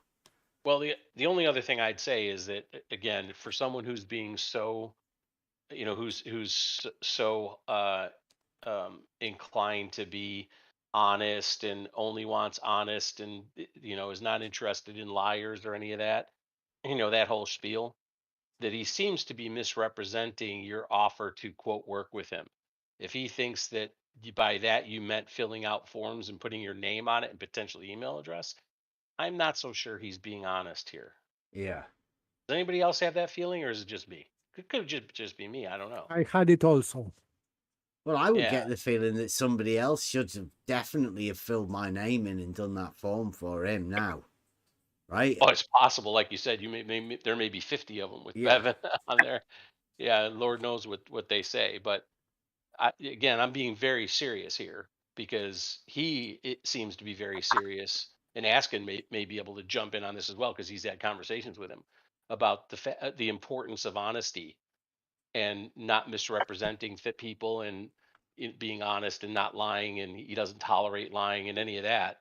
And it just seems to me that, you know, assuming that by working through first principles and proofs, that Bev meant I'll sign your forms and engage with you in this, you know, computer concept of whatever you're doing here, seems a bit you know, disingenuous to me. I would dare say dishonest, but yeah, this again, that just isn't could be me. exactly anything like what I planned. because he's not mentioned Euclid once, and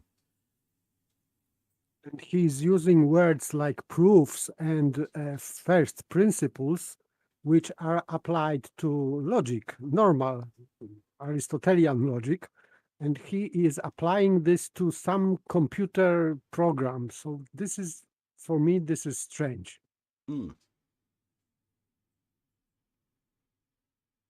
Well, let's see. The interesting part isn't the beginning part, it's how he's going to deal with the other. Welcome back again. Hopefully, if you're here in this video, that means you have already filled out the form. Didn't use his water level as a, Oh, have you not seen that Example. one? Yeah, the little head one. His little hat water level. Helmet water level. Up there, and you're ready to move on to the next series of questions. For this video, we're still working with hypothesis 1, which is that every riser along a water level lie along the same horizontal plane. Let's move on now to the green water level, and I have once again labeled 4 locations, this time E, F, G, and H. And this time I will again be asking, what are the coordinates of those 4 points? The green water level, plane P2, is 5 meters above the reference plane, just like the red one was. So there's your link up there, and it will also be down in the description right down there. So just jump into that link and provide those 4 coordinates. And that's it for this video. Just jump in there, provide those 4 answers, and then I'll see you in the next video right there. Wow. Let me go back and do that again. That was a... If you feel like, what's going on here? They're all on the same plane. I mean, like, surely. about that form and you've provided these 4 locations, you're ready to move on to the next set. We are still working with hypothesis number 1, where all the risers on a water level lie on a horizontal plane. And now we are ready to go into those final predictions. You have already provided locations A through D in the first form and locations E through H in the second form. Now, listen to the music. Like, we're rocking it now, aren't we? Yes, I am tolerating this, but this is just hard time for me. Oh, I'm getting in me big American muscle car, and we're cruising down the street now with this one. It's not exactly what I was picturing from the music, but I'll go with that. Yeah, you know where we're going. Yeah, I had to step back at that other video. So he's thinking there's 2 individual planes.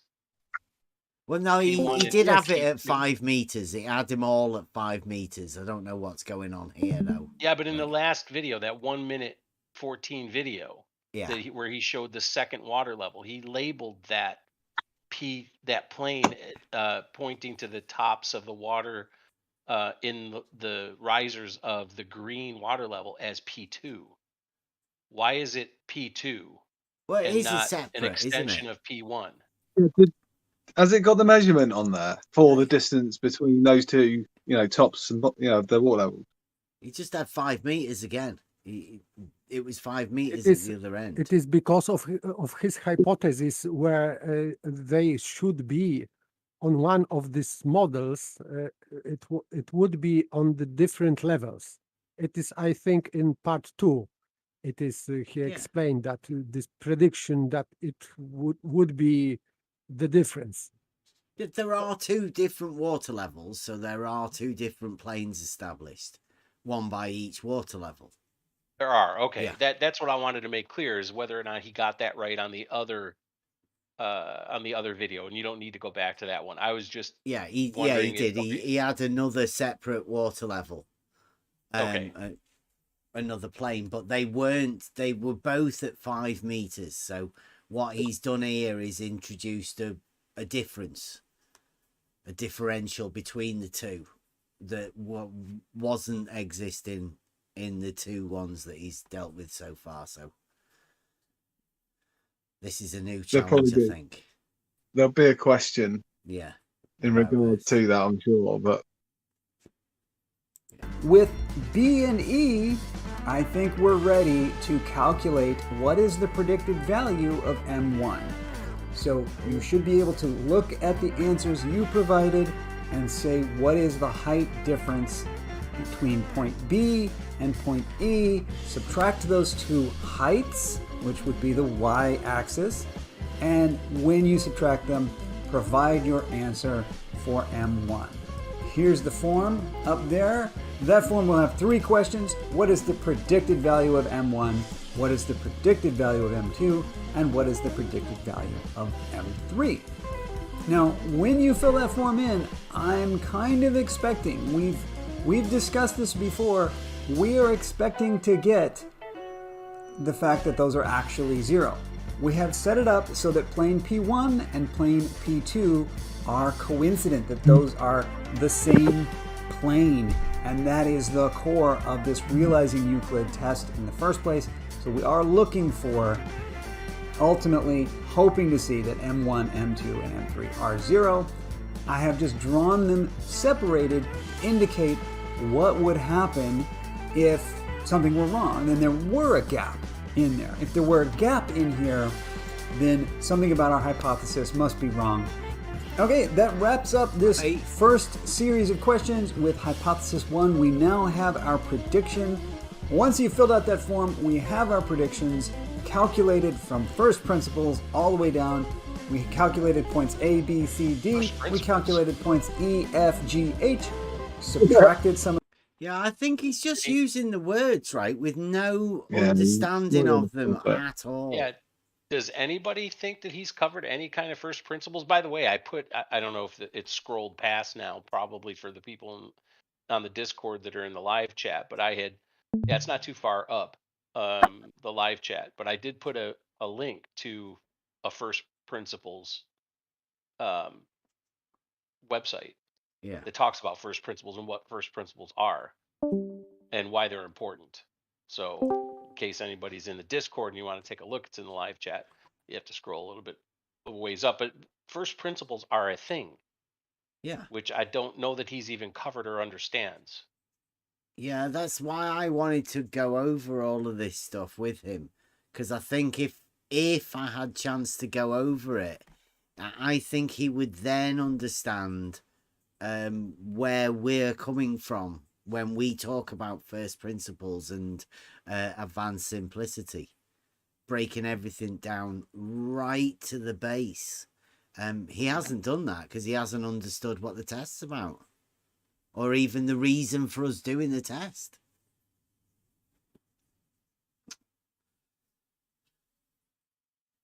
I like what he's doing. One of those points, and we got the measurements M1, M2, and M3 that we predict to find. Of course, spoiler alert, hopefully you got 0 for all 3 of those. Now that we've done that, let's do this same thing, a very similar approach for hypothesis number 2 in the next video. I'll put that right over my head.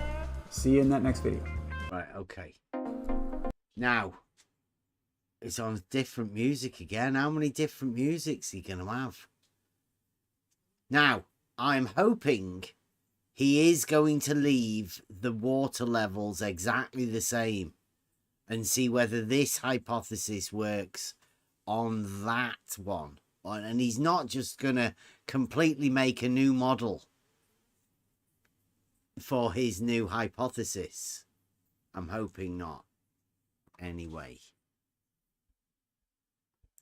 Welcome back again. If you have filled out the first 3 forms, then you have completed your prediction for hypothesis number 1, and it's time now to move on to hypothesis number 2.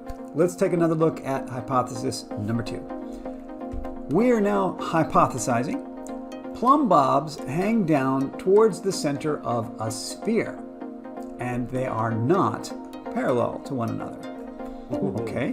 And all risers on a single water level are the same distance from the center of that same sphere. So that is hypothesis number 2. I am not asking you to agree that this is correct. I am not asking you to say the reality works this way. Instead, all I'm asking is that you take the rules laid down by this hypothesis and apply them on the following diagrams to answer the questions.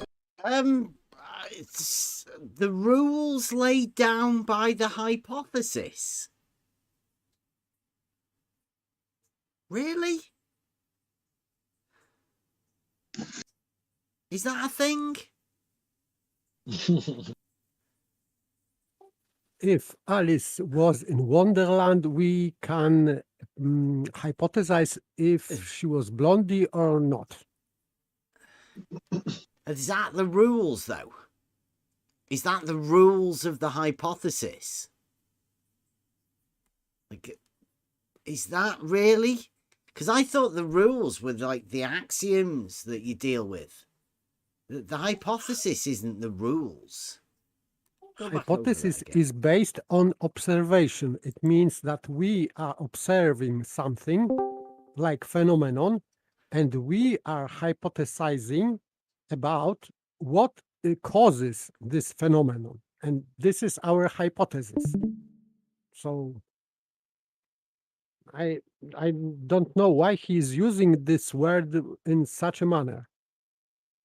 Yeah, listen to it again. It's one of those confusing. Laid down by this hypothesis and apply. Reality works this way. Instead, all I'm asking is that you take the rules laid down by this hypothesis and apply them on the following diagrams to answer the question. Number 2, I am not asking you to agree that this is correct. I am not asking you to say the reality works this way. Instead, all I'm asking is that you take the rules laid down by this hypothesis and apply them on the following diagrams to answer the questions that I pose. So, yeah. The reality, don't accept. What? Yeah. Go on. I see. Sorry. No, go on. I mean, everybody heard it, right? It's not don't accept reality, like in reality. You took the words out of my mouth. Don't accept you don't have to agree it's reality, but you do have to follow the rules of his hypothesis. Yeah. Just when you're doing this. So I think that he is using word hypothesis regarding to model, not to phenomenon, because normally in experiment you are hypothesizing around phenomenon you have seen. You have to have something real, like phenomenon. You can see that something. You see something and you are guessing what causes that phenomenon. But first you have to have something in reality, physical reality. But he is hypothesizing about model. So this is, for me, this is nonsensical. And not two scientific. models. Yeah. Two models. Exact. Yes, Yeah. two models. So this is completely out of science. Fantasy. Right now. Speculation, speculative fantasy is what he has. Yes, that's correct. Well, Measuring elevation change from the water level, as we all know. Yeah. He's going to do that in both cases. if this is the case, what do we predict? We will then, once we have the prediction, we will then compare that prediction against measurable reality to evaluate the validity of the hypothesis at that point. But first we need the prediction. The hypothesis refers to a sphere, and I have indicated a sphere here with the center point O. I call that O. And anybody see a problem? He talked about a sphere whilst he's talking about a circle, with a radius, there is no center to a sphere. The center know is that that to the because- same of the semicircle. That's what Euclid says. Yeah, he doesn't realize that because he hasn't been through book 11 of Euclid. Yeah, He doesn't know. he hasn't known Euclid at all. But I mean, at least he is.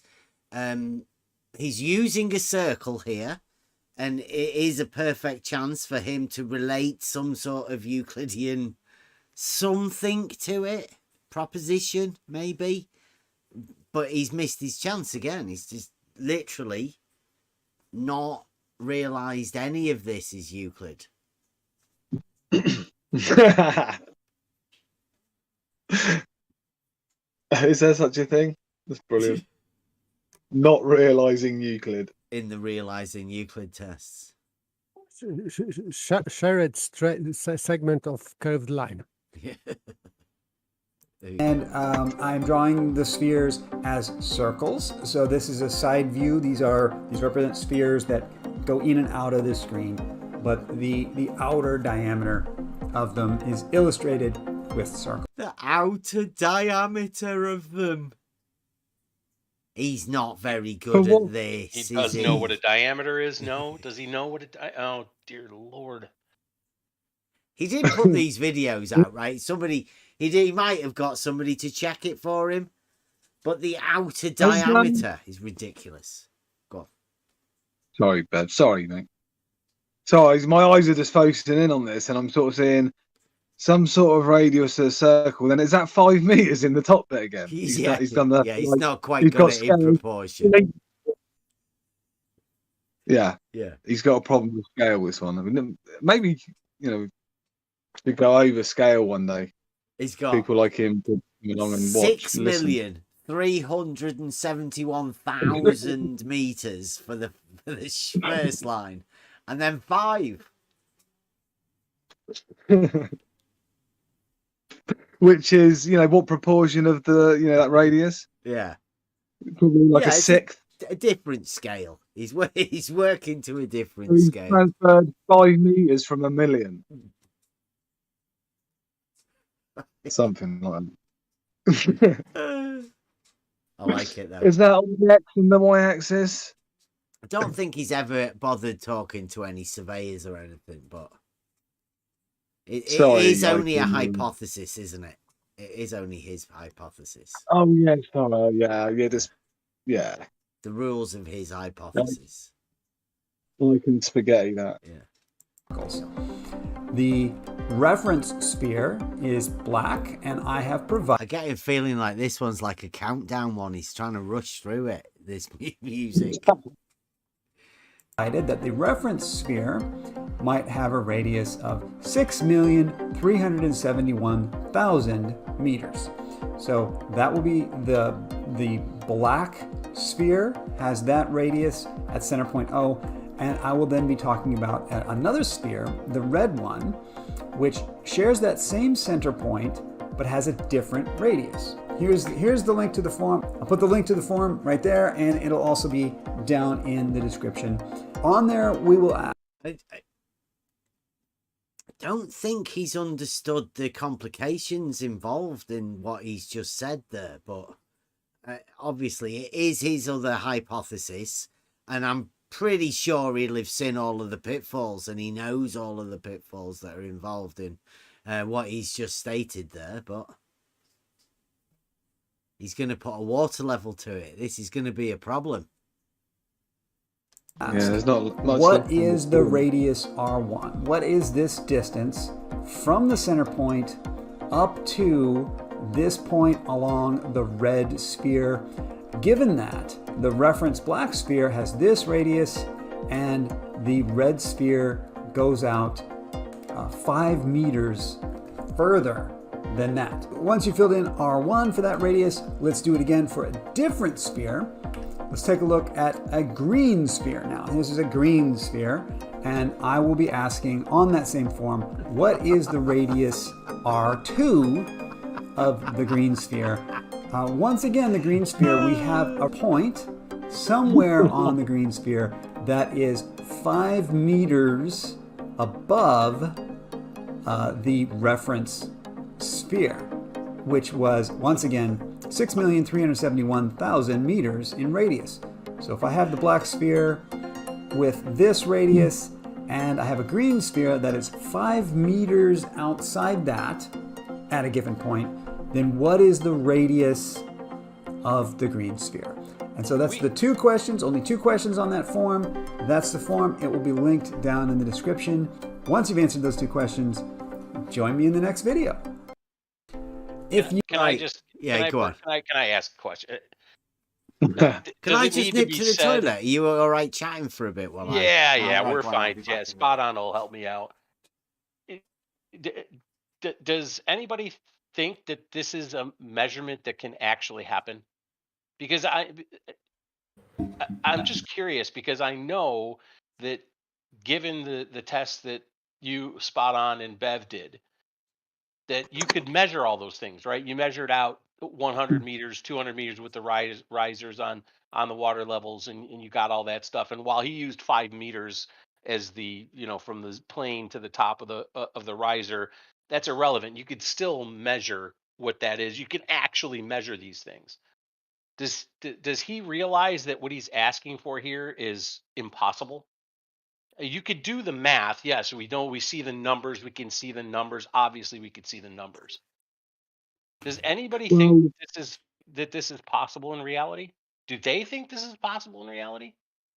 No, you can't get the measurement, but if they believe that radius is true. I understand that, but again, there is no one.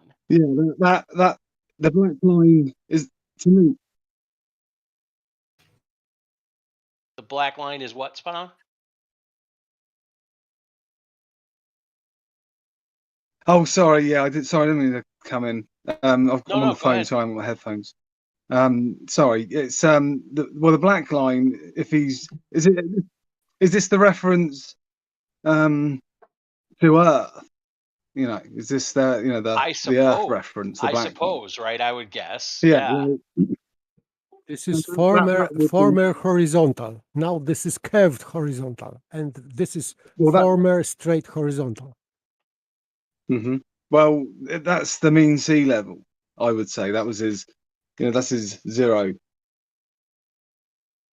But the case is that this line is curved, and still between risers, 2 ends of risers, you can draw straight line, and then you will have a hump in the middle.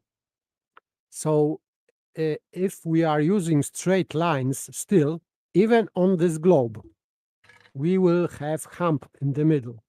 We have to. Yeah. I totally understand that. I'm more simple than that, right? I'm at a lower level than that. I'm just looking at it as, in the first example, in the first hypothesis, in the one that he was showing something that you could actually picture happening in reality, right? You could actually picture 2 people with 2 water levels of varying lengths of 100 meters, 200 meters, whatever, as it goes along. And although he said 5 meters above the horizontal plane, which he represented as, or he said was the canal or whatever, you could still picture that, right? Albeit 5 millimeters is quite a lot, but 5 meters is quite a lot. But what I'm getting at is, you go from that, which you could actually picture happening in reality, to this. Does anyone see a problem with that? This is completely abstractive picture. So Exactly. Yeah, no, and sorry, I missed the first. I missed the first part. Well, there did he go through the geometry? No. For the initial test. No. He didn't talk about Euclid at all. He didn't talk about the geometry. He didn't talk about book 11. He didn't talk about any of that. He just all he has done is restated yours and Bev's test using the lengths of water tubing in the different water levels, etc., and then a vertical, what he calls a y-axis, from some horizontal plane underneath the water level. And again, I'll say, given all that, just give it to him. Fine. That's how you're representing it. Fine. I could still see someone doing that in reality. I can't see this in reality. So what the hell is he talking about here? Realizing Euclid, as Bev has said, is supposed to be something one could do in reality, outside yourself. Figure out a test. Can you realize Euclid? Can anybody picture this happening in reality? What he's got displayed on the screen? No, Kevin, absolutely not. That's why I said that he is just talking about realizing model. Yeah. So this is not realizing Euclid. This is Yeah, trying to realize model. One of the two models. Not flat Earth- realizing it, he's conceptualizing Yes. his own Yes. model. That's it. Yes, between two, flat Earth model versus globe model. So it has nothing to do with Euclid. Yes. But yeah, the way that he didn't, do any of this prior to what he's about to do next, which I'm, I'll guarantee that he's going to stick I don't know, what he would class as curved water we're in level. early stages here, aren't we? It's early stages. Yep. He's only just coming up with ideas, I think, unrelated to the initial test. I mean, remembering that the water level establishes a horizontal. Well, completely forgetting about anything. This is a model dictates, isn't it? The conclusion has to be the same because they know they already know what the conclusion's going to be. Yeah, building it up, and he changed the music, like you said, or something. A couple of people have mentioned it, and he's it's almost like a bit more sciencey music. Before it was all just like and he's changed it, and it's got a bit more serious for his part. Listen in, everyone. Look at his face. He's still smiling. He's grinning. He's doing a magic trick, and he thinks he's getting away with it. I can see what's coming, but I mean, are we all right? Have we got over the? Yeah, you're right, Kevin. It's ridiculous. It's ridiculous. Well, there's at least one or two people in the YouTube chat that don't think it's ridiculous at all. Somehow you can get to the middle of a sphere and measure 3,671,000 meters from the center to the superficies. Yeah, he's never done any. He's never done any Euclid because that cannot be realized. And then.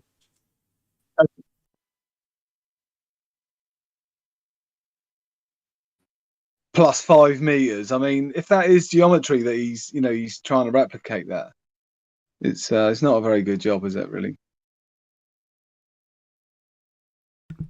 Yeah, he's not shown a scale or a proportion or anything there. He's not even mentioned it. It's fucking ridiculous. No. Completely out of scale, out of proportion, all of that. Are we okay then? Can we carry on? Let's see. Carry on. Yeah, sorry. Here we go. You've finished the previous form. You have entered the radius that you calculated for R1. Keep that handy. We're going to need it here for this next set of questions. Let me remind you, we are working with hypothesis number 2. And in hypothesis number 2, we are suggesting that all the risers on a single water level are the same distance from the center of the sphere. With that R1 you just calculated, and this hypothesis, let's combine those two things to answer the next series of questions about the water level. We have a water level, and we are again placing it 5 meters from the reference point. In this case, the reference point is this circle of this same given radius, and according to... See, he's done it. He's put the bottom of the water level on that reference frame again. Now, he didn't do that before with the other water level. No, the other water level was 5 meters or some number of meters above the reference frame. And then it was, the risers themselves weren't 5 meters. Yeah, this one here, he's put the base of the water level Right on the yep. right on this base thing. Yep. Yeah, but with the scales on the first one, he's you know, that could be just what you see on the screen. Literally, just he'll use a different scale, like 30 mil at that position. Yeah, That's the kind Maybe of it was tricks an they play. oversight. Maybe it was an oversight. Yeah. Who knows? well, the point is that he's put the base on the on the what his reference frame is, when a water level doesn't give a shit what the base of it's on. It's only concerned about the top level of water, Yeah. which would be a horizontal plane, not dropping away from like he's got there in this fucking stupid picture. Yeah. I mean, if that actually, you'd have a hump. That's what you'd measure a hump. I'd say. He's got if that was horizontal. He's got it offset though. I don't know what he's doing. He's got it offset into the center. It's really strange for him to do that. He's not got it dropping from one end, and he's not got it humping in the middle. Not yet. Mm-hmm. To hypothesis number Give 2, it time. we have to line up the tops of the risers at the exact same distance from the center point as each other. And this first one we have filled to exactly 5 meters above the line. So I have identified again 4 points, and I will ask you. Why is he saying you have to? Why do you have to line these up at exactly the same distance away from the center? What does that mean? I'll put that back again. How would you do that?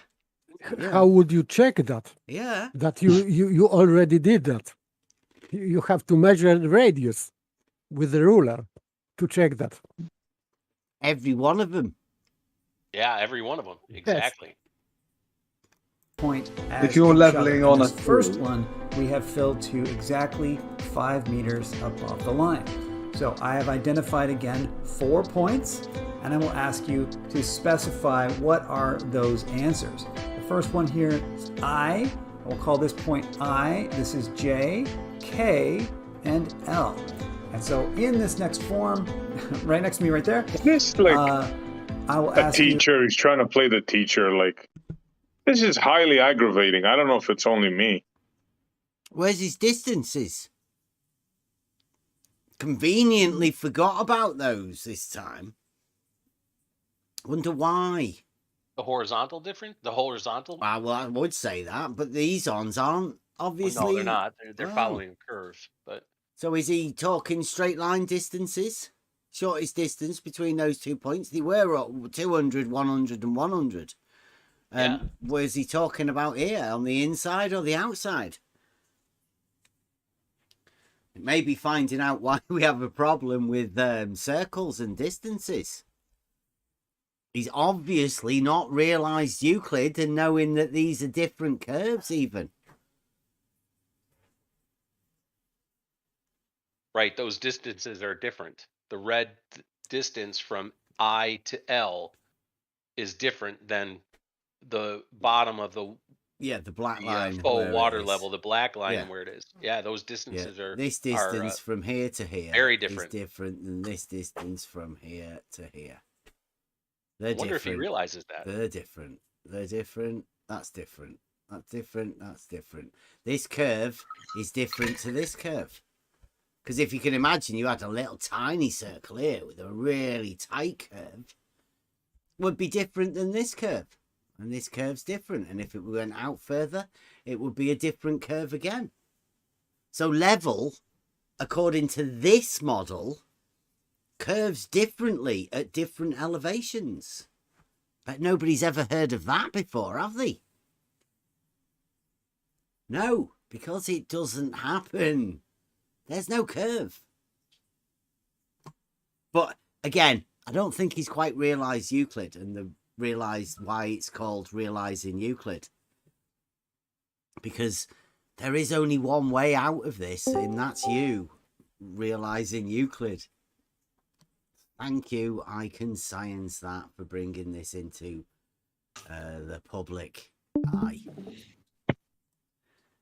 Let's go.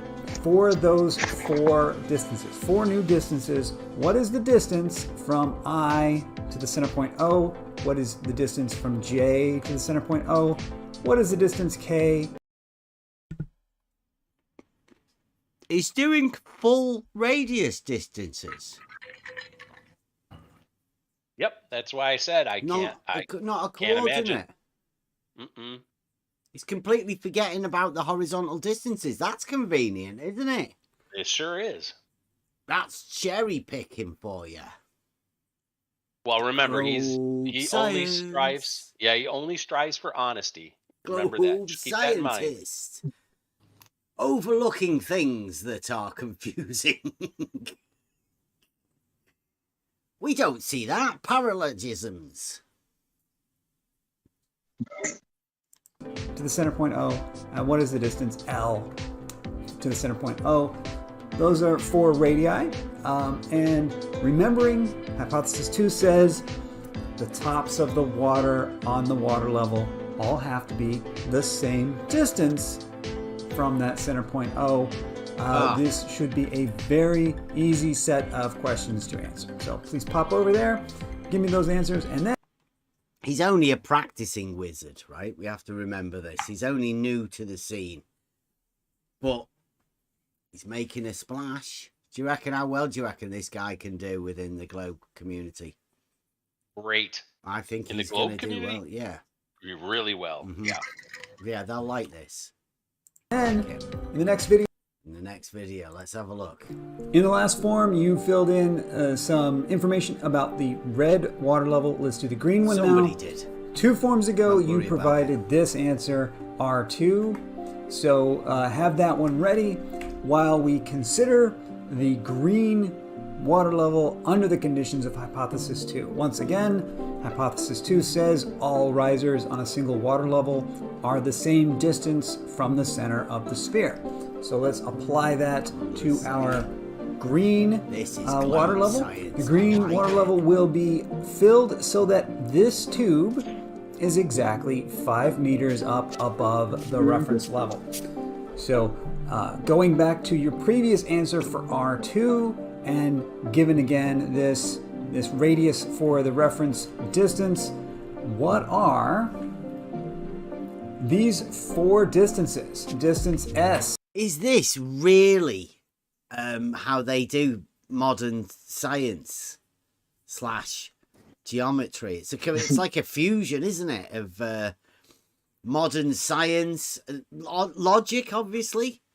Logic, science, mathematics and geometry all combined into one globe. Maestro, this guy's a genius. It's fusion for sure. It's fusion. Confusion. Definitely. Globe. It's globe science. This is definitely a new branch of science, and I'm liking it. But he's a brave man for bringing this to the knowledge of all of One the. of the first, isn't he? Well, Yeah, One of the first. Sorry, Spot on. Go ahead. No, I was just saying he's one of the first, I think. mm-hmm. You know, to put a presentation together like that, and forms and all that. Yeah, I think we could get him to do one for Rumpus. And definitely forgot the horizontal. It seems to have gone out the window, distances. doesn't it? at Yeah, the minute? totally. He's Gone not out the really window. mentioned vertical or horizontal, to be honest. Or does he think that's a vertical distance? Hot Mike and John.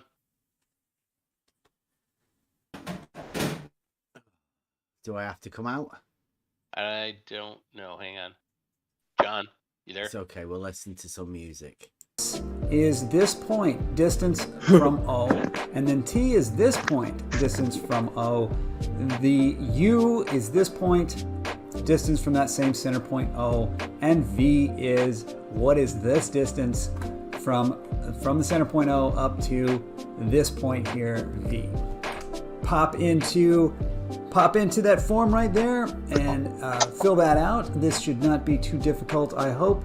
Remembering that the hypothesis we're working with, not accepting it, we are just working under the conditions that if this were real, the results we expect are that all 4 risers on this same water level must have the same distance from the shared center point, which is O. So 4 questions there. Answer that one and then meet me in the final video right there. Final. Look at this, we've done it. Let's go. We have Let's do made it. it. This is the final video. If made you it. have followed along and you have answered all of the forms up until now, thank you very much. Bev, thank you for participating. Assuming you have filled in the 6 forms that I've asked for so far, this is the 7th and final form that I will be asking for, where we will finally get the last prediction. The prediction for hypothesis number 2 is coming up in this video. If you're here, you have just provided these 4 distances, I, J, K, L, for the red water level, and you have also provided the 4 distances for the green water level, S, T, U, V. Let's zoom in a little bit and combine them to look at that predicted measurement that we're looking for. The measurements that we are looking for are the difference between the 2 water levels on the 3 risers. So I've identified again, In fact, this one is M1. in fact, all of the distances have disappeared.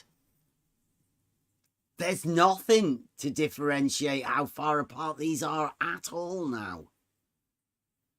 It's completely gone. Totally confused here. Kevin, were you looking for me?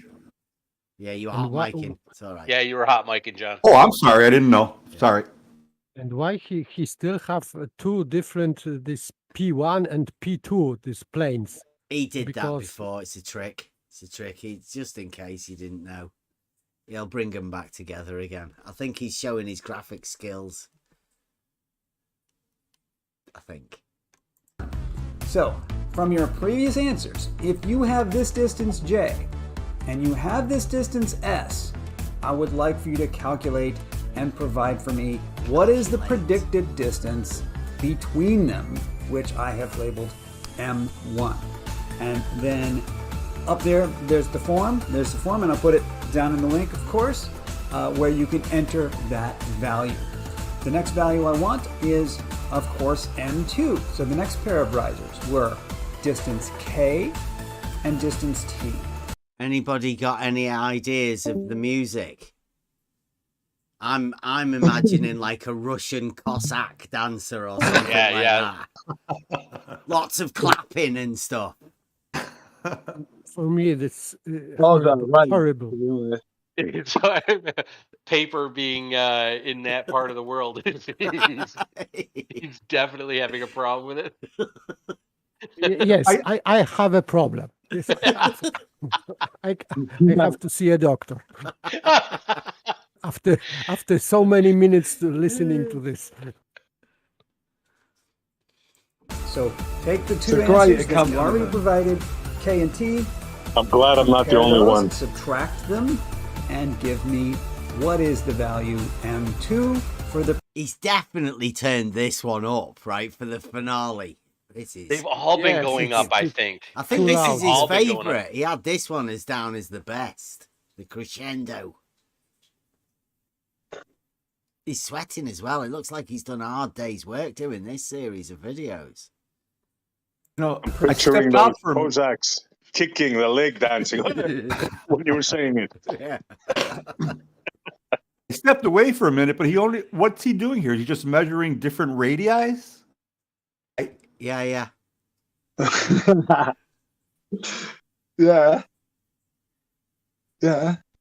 Not quite to scale though. And he's not Not marked quite any of scale. these things either. He's not got an X and he's not got a Y. Right. Like he had Cartesian Are there coordinates. any? I'm not so sure what these are called now. He's got no distances between the two. He had to have coordinates of the other ones. Now we have spherical coordinate system. Where? He's not showed Yeah, us that nothing. yet. Yeah, there's nothing there. There's nowhere to mark on any coordinate system or anything. He's just going with the distance away from the center. Yeah, he's had to use mathematics Mm. instead of the coordinate system. Yeah, the geometry describe seems these. to have just gone out the window, really. He's just got a length of a straight line. That's the only difference he's got here now. But I mean, hey, this is globe science. We're all learning. Predicted difference So, between. Go on. I don't want you. Go on. sorry, so if you've got the one on the left and the one on the right, would that be level? The two furthest ones? It's on this hypothesis. I think they'll all be level. Yeah, I'm thinking they're all going to be level as well. That's the claim anyway. He just can't. I think he just can't make his mind up whether a straight line's a circle or not. It's like two hypotheses. One's a straight line, the other one's a circle. He could have said that at the beginning. Yeah, it would have made it. You far can't simpler. tell the difference between a straight line and a circle. I think that's this globe science. Can he realize what he's doing right here? Don't think so. Yes. Why? Where? Why? How can you say that? Of course he's realized what he's done here. He put these videos together. How can you say he doesn't realize what he's done? I'm the dummy here. I This is apologize. globe science. He knows it's globe science. This is what's required. Yeah, I reckon he's setting it up though, Bev. I reckon he's setting it up to put, so if someone questions it, he'll like put a line across from one to the other, and he gets a bit of a hump because he needs a hump and a drop, in one. No, I think this is Rumpus, and Rumpus is going to explain to QE, SE, Asken, and Mobius that there's no difference between the hump. There isn't a hump or a drop because they're all the same. He's laying it up now. It's the same numbers. Mm-hmm. He's got his fingers Yeah, crossed. fair enough. I'll just go back a bit because he is crossing his fingers there. See what it is he's talking about. I still like to know the distance. What is the value M2 for the predicted Between, difference between them if the water levels are following this pattern? And then finally, we have M3. M3 is the difference between L and U from those two previous forms. So you already worked out all that information. Here they are, all three. Under hypothesis number 2, you calculated JKL, you calculated STU. Using hypothesis number 2, we subtract those. You now have the answers M1, M2, M3, which are predicted under hypothesis number 2. What does hypothesis number 2 predict if we set it up this way and we do these three measurements? What are we expecting to find? Can you do Let's the three conclude measurements? this series. Once I have some answers on that, I expect to come back and do a follow-up, and maybe we can have some discussions about the meaning of these predictions. How could you do the three measurements? Again, it's 6,370,000 meters plus 5. Yeah. Well, I mean, you could get it within, I don't know, what's his error margin? I mean, like, he gives you a fair bit, right? A bit? I mean, you'd get at least 5 or 6 meters within the error margin, I think. I think that may be one of the things. Within the error margin of the one that we're talking about, in actual reality, we got to the millimeter, right? We were right next to each other. You could see the water levels right on each other. Now, he would be able to have loads of discrepancy, I think. It's interesting. He got 358 views in that one. 56 comments. I mean, look at that. Science It Out has said this is an awesome series. I'll make a prediction of my own. I predict Bev will dance around the issue by either not submitting the forms at all and probably inventing some lame excuse, or filling them out with anything but straight answers in case he'll never admit the obvious that his test couldn't in any way distinguish between these two hypotheses. Whether he'll simply not understand that or understand, to be honest, is anybody else's guess. Well, a water level is a tool that establishes a horizontal plane. You can't make a horizontal plane into a circle, no matter how much you want to hypothesize it within globe science. What else have And we got? still, you cannot, if, for example, if he doubts that water level establishes a horizontal plane, then you cannot use water level to check it out. So he's stuck because he has no way to check it if water level establishes a horizontal plane or not. He cannot do that. So I think he is at dead end, because what would you use to check if water level establishes a horizontal plane? I cannot see the solution. You have to create new tool which would check water level if it is doing what it has to do or not. And I think whatever this is you're building impossible. with that water level will also prove that it establishes a horizontal plane. Because whatever you're using to level out, that water level will be horizontal. So that's the proof right there. Yes, for me, of course, I understand. It is self-evident for me, but Correct. and for all surveyors, and I think for most normal people.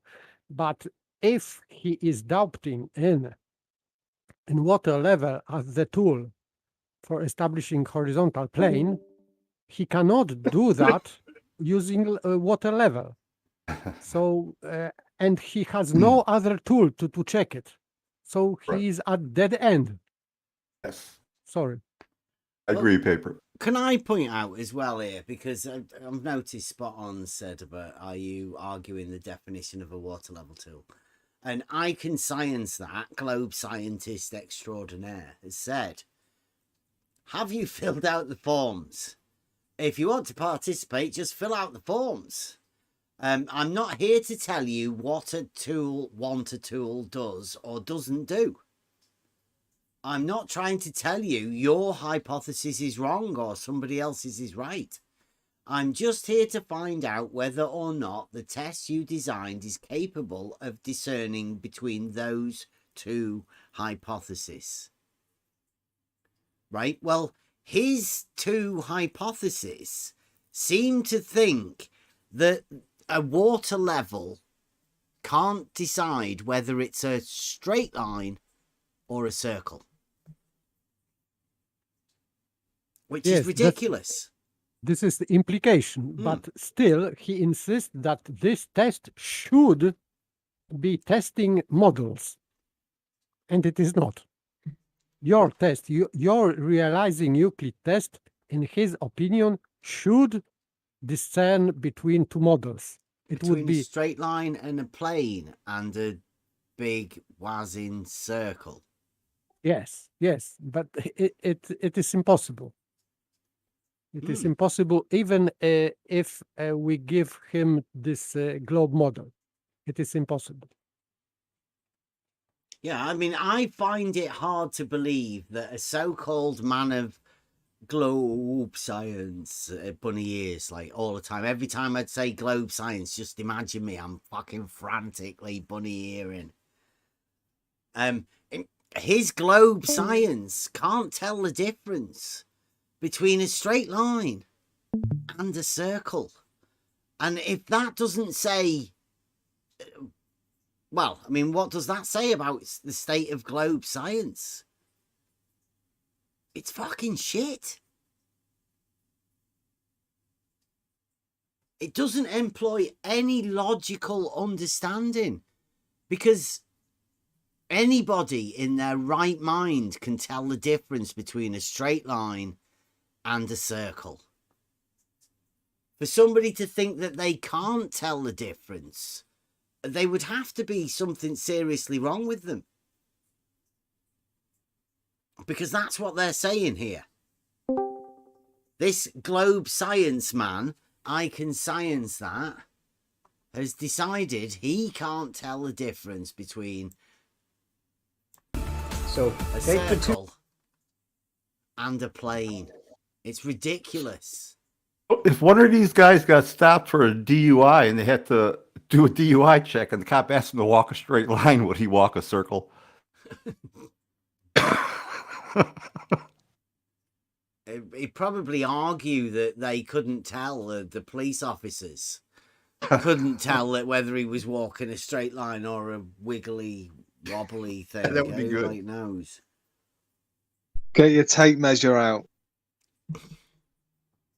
It's telling, isn't it, that all of his distances disappeared within this. Where's the distance between one to the other? Like, where's the 600 meters? Where's the 200 meters? Where's the 100 meters gone? What happened to it? I think he's giving away more than he realizes. I hope people are like really taking note of this, because he's exposing the globe. He's opening globe science up, literally telling everyone there's no difference between a straight line and a circle in globe science. Wonder why he's saying that. But by the way, in this picture, what is on the screen, the left riser is higher on his model than the most right riser. It means that he is doing a drop here. Oh, we've got a bridge of the model afflicted. So this is for me, this is silly, because he is trying to picture a hump and drop, but one-way drop here. So this is funny. There you go. Straight lines are, well, I don't know. Water levels are going up. Nobody in their right mind seriously thinks this is what actually happens, do they? Everybody understands that this is what has to happen on a globe. And you cannot get this to happen in reality. This isn't how water levels react.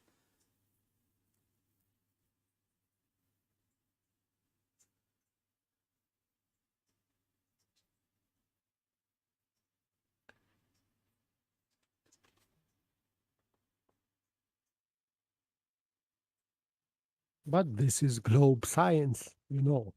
This is globe science, head by one of the science guys. He can science it.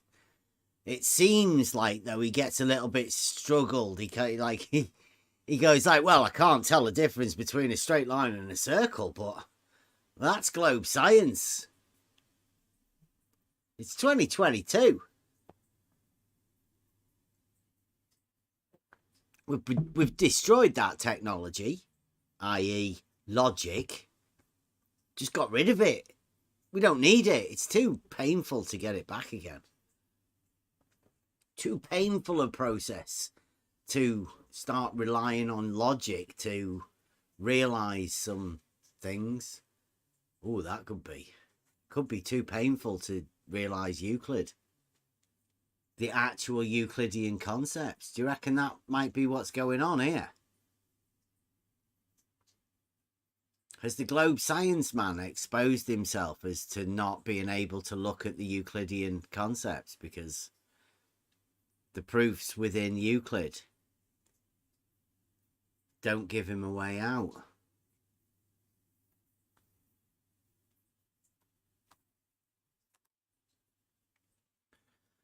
It's, from what I've noticed, I mean, that's absolutely awful. He didn't mention Euclid once. I don't think he related to any definitions, or he didn't even state what a water level was. He just went with two hypotheses with no backing, no nothing to go with it. Just his two hypotheses. In fact, there were four hypotheses. Four hypotheses, yeah. Yeah. And like, I don't know what the verticals had to do with it at all, because they were all just about the horizontal. Yes, nothing to do with vertical. There's nothing to do with vertical in that either. In the second one, just radius distances.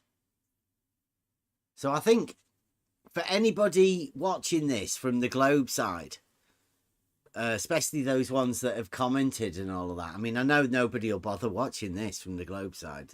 They'll just say I'm lying or whatever. But I mean, please don't trust this man.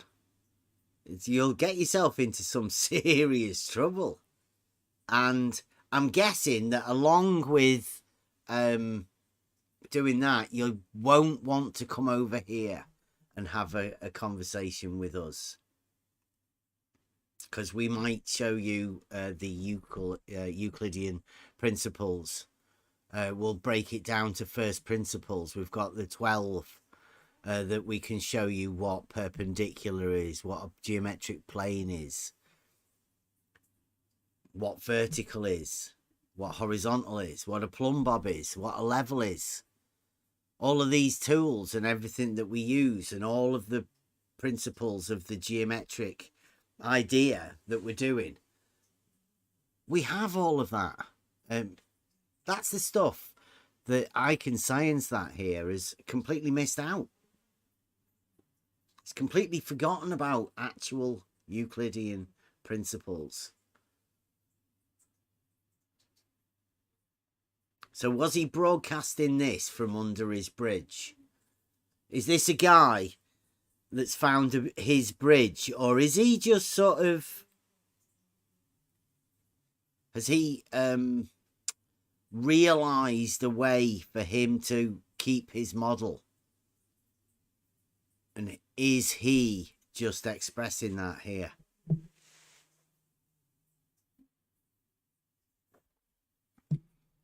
I think it describes his skepticism. It means that modern skeptic is not doubting in some facts or maybe calculations based on biased, not knowledge, but biased information or whatever, but because it would be normal skepticism. But now he is just denying or doubting in normal things like water level, straight lines.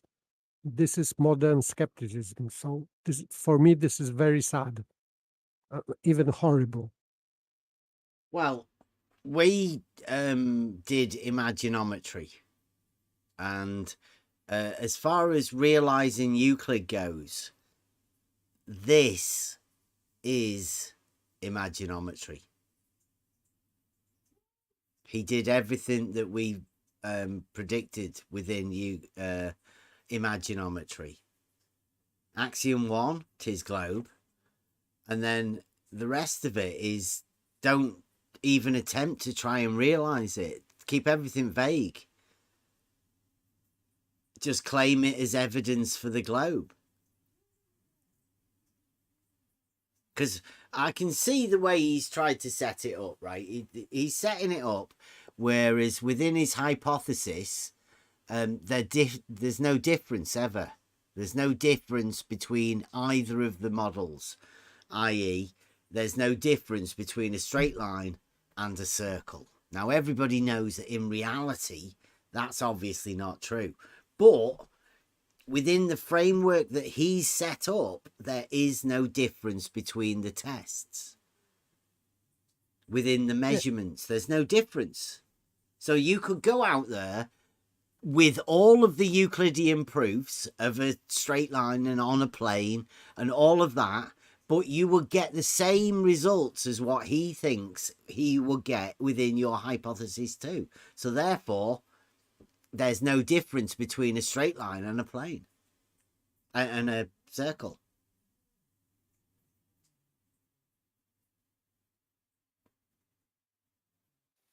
But still, I think that yes, I would agree that with what you said, because he thinks that it would work, but in fact it wouldn't work. It cannot work because straight line, for example, diameter straight line has special ratio to curved line. So you cannot exchange straight line with curved line, because you always will have a different outcome. And that's it exactly why cannot he be the didn't same. put the numbers there, right? He obviously knew that because he forgot to put the numbers on. Well, he didn't forget. He purposely didn't put the numbers on when he went to his second half of the test. Hypothesis 2 didn't have any horizontal distances on it at all. He didn't mark the X and the Y like he did within the first one and the framework within the Cartesian coordinate system. He didn't even mention what the second coordinate system was that he was using. This vertical would be multiple Y's and not parallel to each other. This second part, because verticals are not parallel on this model. And a spherical baseline, which also doesn't exist. So his whole framework of the thing that he was basing his second one around doesn't exist. There's no coordinate system for that. There is no spherical baseline elevation profiles. They don't exist. Not even in globe science. But that's what he's talking about. That's what blue marble science is talking about. I would like to see a spherical baseline elevation profile from Rumpus for his Bedford level test. I would like to see the actual elevation profile for what this man here, I Can Science That, imagines.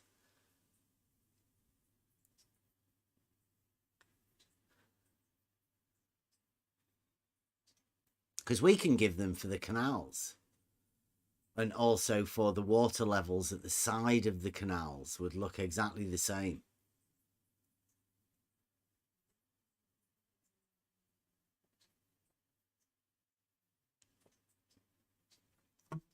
Right, have we got anybody in? Are we gonna come back to? Oh.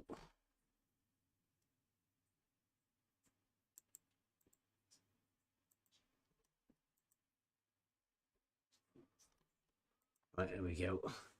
Right, we're back on the Discord now. Screen off. Shut that screen off. So thank you very much, I Can Science That. I think you've made a mess of the realizing Euclid test. One major one, the big first one. You forgot about Euclid. The idea of this is to inform people about Euclidean geometry and the importance of the foundations of mathematics for everybody to realize. It may seem simple and it may seem basic to people, but the advanced simplicity involved in Euclidean geometry is amazing. There's hidden depths within simplicity of these sort of things that can teach you far more than you ever realized you could get taught at school. I think I could do wonders if I was allowed to teach myself what I know now as a child. I could be so much more adept at understanding things and not have to take me to this age to find this sort of stuff. Although I can't imagine what it would be like carrying this sort of knowledge with me as a youth. I don't think it is possible, really. I think there is something that only comes of an age where you get the chance to slow the mind, calm the mind, to get you to actually find these hidden depths of knowledge. I don't think it is for the youth. But these tools that we get given definitely are available to you at any age. And I think you may not realize the wisdom that is given to you, or the ability for you to gain that knowledge and wisdom in the later years. And it's pretty obvious from what we've seen tonight that there's a guy that hasn't got a clue about Euclidean geometry. And he either ran from it or just literally doesn't know what it is. He perhaps thinks he's above it. So far above it that he didn't even need to mention it, which is a shame.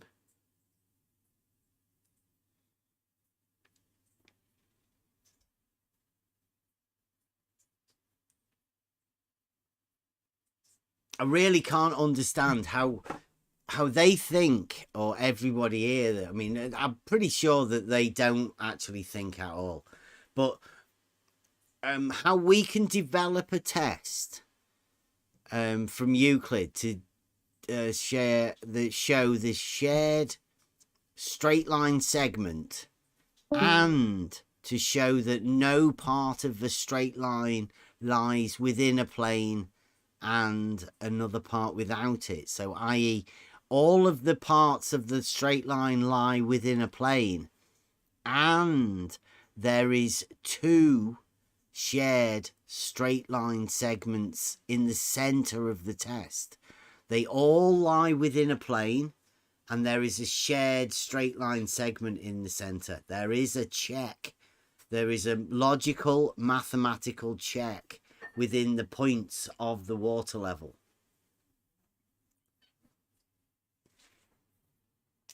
Right. So yeah, they've completely missed that. There is no proof for the curve there. There is definitely proofs for the straight line and the plane. Yes, so that test anyway would disprove globe. Anyway, it has to disprove globe because otherwise you could not realize this test. Yeah, that's the idea of realizing Euclid. Now I'm hoping other people will eventually realize that that's what this test is. Anybody can do it. Cost us £100 UK, £80, £20 each for the 100 meters 100 meters, 100 meters, 100 meters, and then £20 for the reel to put it on. That's it. Done. You've got yourself a 400-meter water level. You get somebody else to come and do it with you. You can overlap 200 meters. Get another person. You can overlap another 200 meters. Get 3 or 4 or 5 or 6 people. You could overlap all of them and end up with a complete row of shared straight line segments overlapping all the way along. That would be a straight line, a shared straight line.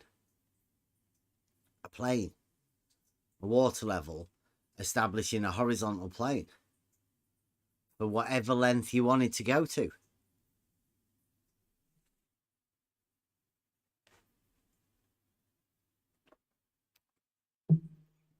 The test was a realizing Euclid test. It was a test to see whether we could work together to realize something that supposedly was unprovable.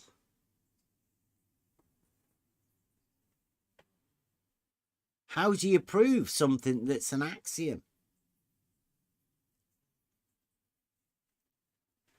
How do you prove something that's a given? I'm lucky enough to have met Spot On and been inspired to just do it.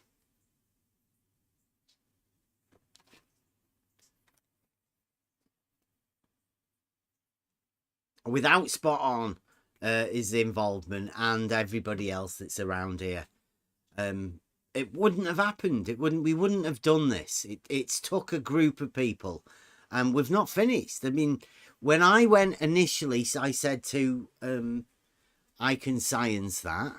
Well, I didn't. I said to Askin. I said, I just need somebody to, practice how to deliver the realizing Euclid test. I think it did quite well, but it's obvious that has to be made into a proper video now. It's obviously going to upset a lot of people, but I mean, there's nothing we can do about it. The test is developed the way it was developed. It's been made very simple. It's all about straight lines and how you produce them in reality. Now, the fact that we chose the water level was because that was what the tool we chose to use. We could have used an auto level. We could have used a canal that was already there and done it with logic. We could have done it purely with logic. Would have been exactly the same. We could have done it with geometry. Purely geometry. There was no need for us to go out. We could have done the whole thing geometrically. It would have had exactly the same result. Because the link and the idea of realizing Euclid is to realize that Euclid is based upon reality. Euclid works because reality works the way reality does. You can only prove a truthful thing. And that's why all of the proofs lie within Euclidean geometry. Because they happen in reality. The proofs are there, attainable in reality. There seems to be a little thing that people have forgotten about things that just are. They just are, but it doesn't mean you can't prove them. Anything that obviously has a truth factor to it can definitely be proved. Multiple different ways.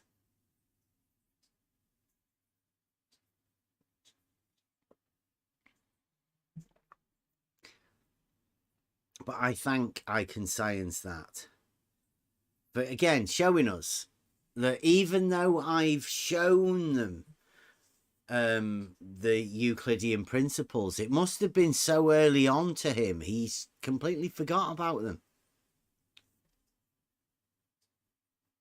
I can remember going on my app and going into GeoGebra, doing circles, showing how the compass only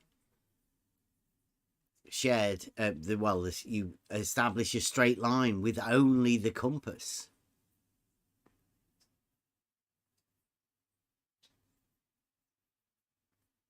All you have to do then is relate those points to reality, because the geometric points make the straight line.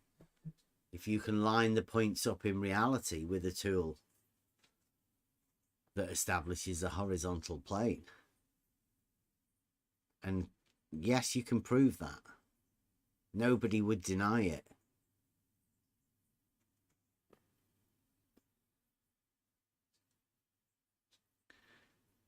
So we've got there's a few people out there that want to have a debate. Red's Rhetoric was talking about wanting some sort of a debate, a discussion or whatever it'd do. McToon as well. He's obviously calling us out. He's championing some logic. We have this realizing Euclid test. If anybody would like to see it, anybody would like to go over it, I am going to have to try some sort of a graphics package. I'm going to have to do it live, condense it down into a short video to show somehow how it works. I'll have to start that next week or whatever. Because tomorrow is Friday and it's a free-for-all Friday, and we are going to be gaming, perhaps gaming all day, maybe going live early on, doing some gaming tomorrow.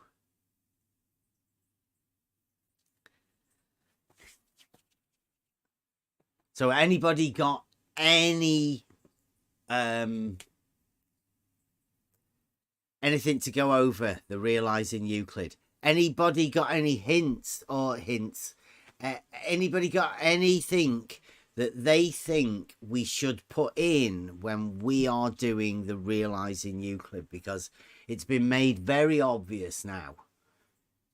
We have to make this clear. If people like I Can Science That are going to be making videos and titling them realizing Euclid, it's obvious that we have to make these videos, and we have to make them as simple from first principles upwards, right? So I'm going to have to try and make every step that we do for these tests in Euclid and base every one of them to all of the Euclidean definitions or whatever, every step of the way.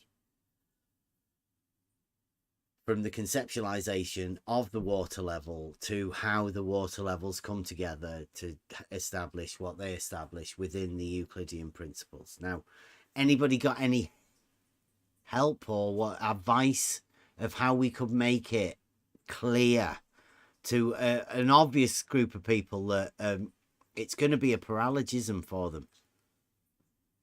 I don't think they're even going to be able to look at this, because they're just going to use the I Can Science That globe science response that you can't tell the difference between a straight line and a circle.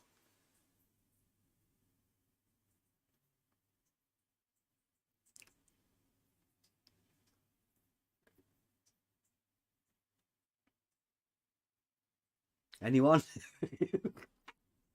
How about if you do a perpendicular test with your other test? No, I'm not doing. No, look, we've already done the test.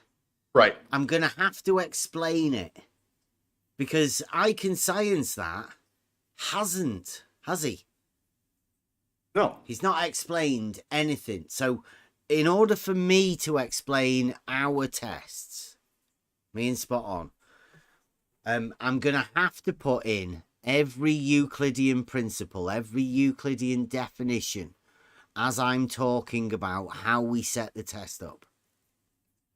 Does anybody have any help or any advice as to how we should go about doing that? Oh, the explanation part? Yeah, that these people, like I Can Science That, he's just done a series of videos and completely missed out all of Euclid. Absolutely. Yeah, but I'd have to sit down with you and discuss that. Yeah, that's what I say. Anybody's up for free for coming in and helping us out if you think you have a way to be able to convey this message of Euclid into this test that you think that they might see. Because like I say, I think this is going to show everyone exactly what a paralogism is. A paralogism is something, I say, that they can never see. It's a what's Buster call it? It's an accepted truth. You've already accepted the truth and you've built upon that.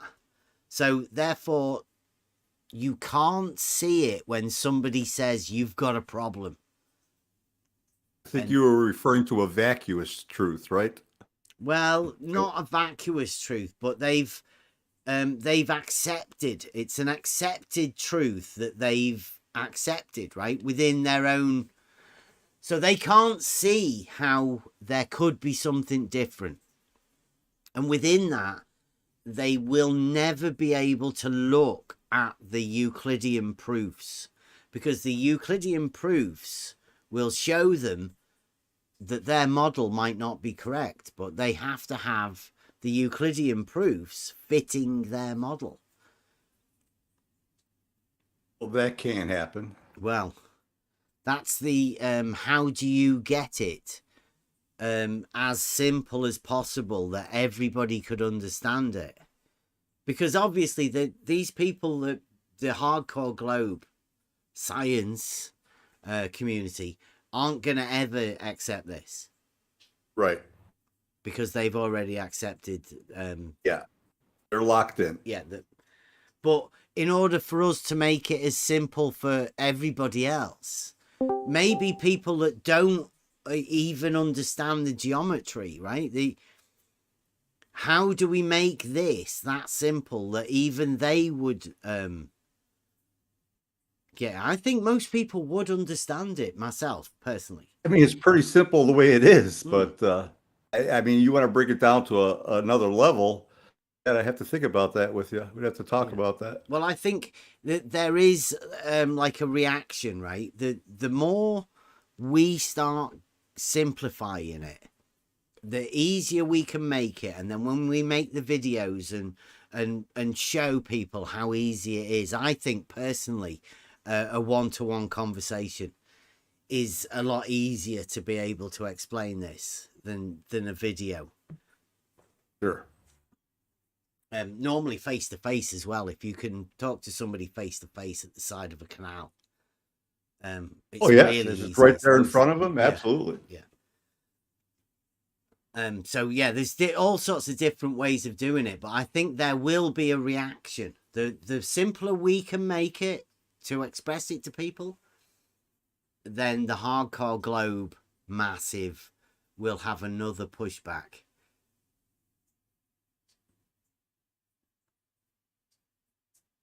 They don't have much to push with, Bev. Well, they never have. If you notice, I put that video out earlier to show that how sometimes the reaction that these guys have when you can't formulate an argument, you have to have another tactic, and that always ends up in multiple different ways. Normally anger, frustration. Not to go off topic, but earlier, I just want you to clear something up for me, because I thought I was getting a pretty good grasp of that term superficies. But when Kevin was talking about that one radii, and he said up to that line it touched the superficies. Now that was a circle. So isn't a superficies a section of a plane? That's where it gets different. Yeah, I would say. Yeah, that confused me when he said that, and I didn't know if he was correct on that or not.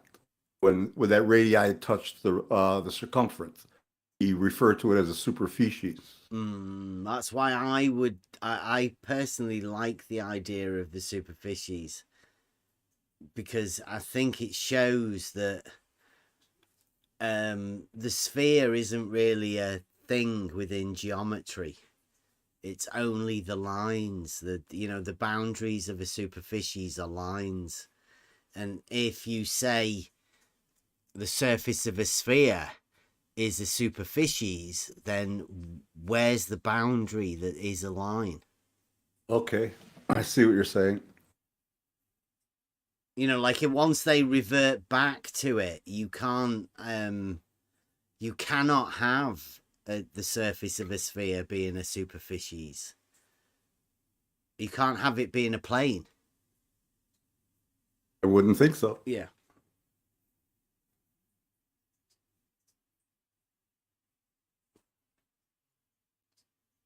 Is Kevin here, or is Kevin's had to go? Yeah, Kevin left. I didn't hear him. That one, yeah. Would be interesting to see how he would take that one. Yeah, I'm not picking at him. I just got confused. Yeah. I didn't know if that was correct the way he put it or not, and that's why I wanted to ask. Yeah, I was hoping he would still be here as well.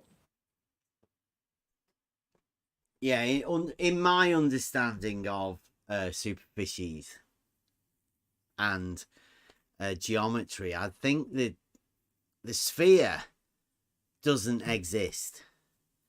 The ball does. The sphere is just a geometric concept.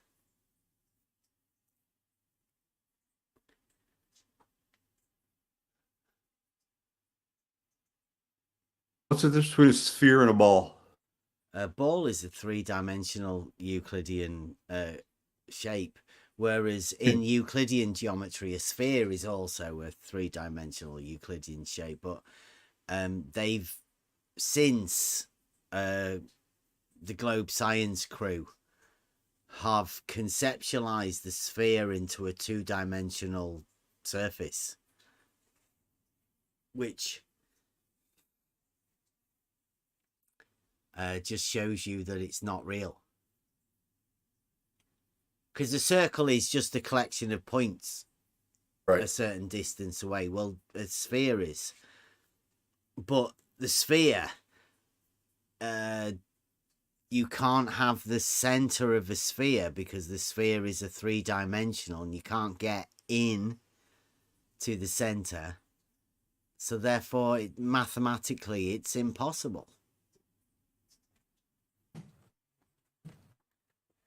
So you can't you're saying you can't determine the center by measuring the diameters? Oh, you can by measuring the diameter, yes, but like mathematically, pi shows you, and have you ever seen the what's it called, the pseudosphere? Not sure. Let me see whether we can.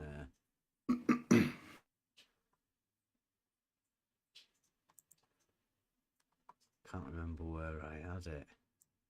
Brenda got it for us once.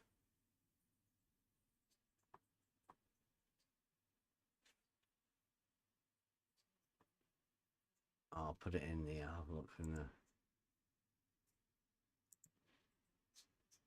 Oh.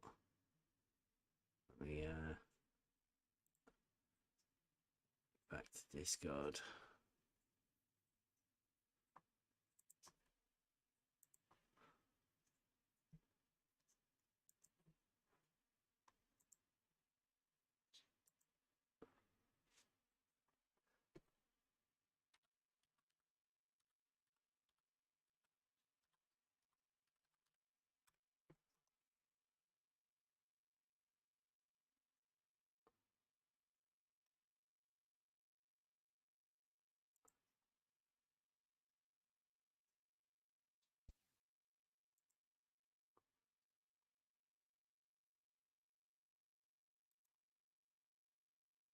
image. Yeah, this is a pseudosphere. Now, can you see that shape? Yeah. Now, what does that show you? I'm not seeing a sphere. It's a pseudosphere. Which means? Which means it's the opposite of a sphere. Mathematically. Oh. So where's the center? If the center is in the center, what's the opposite? Like, why is those bits where you're trying to get to the center? Why do they just keep going and going and going?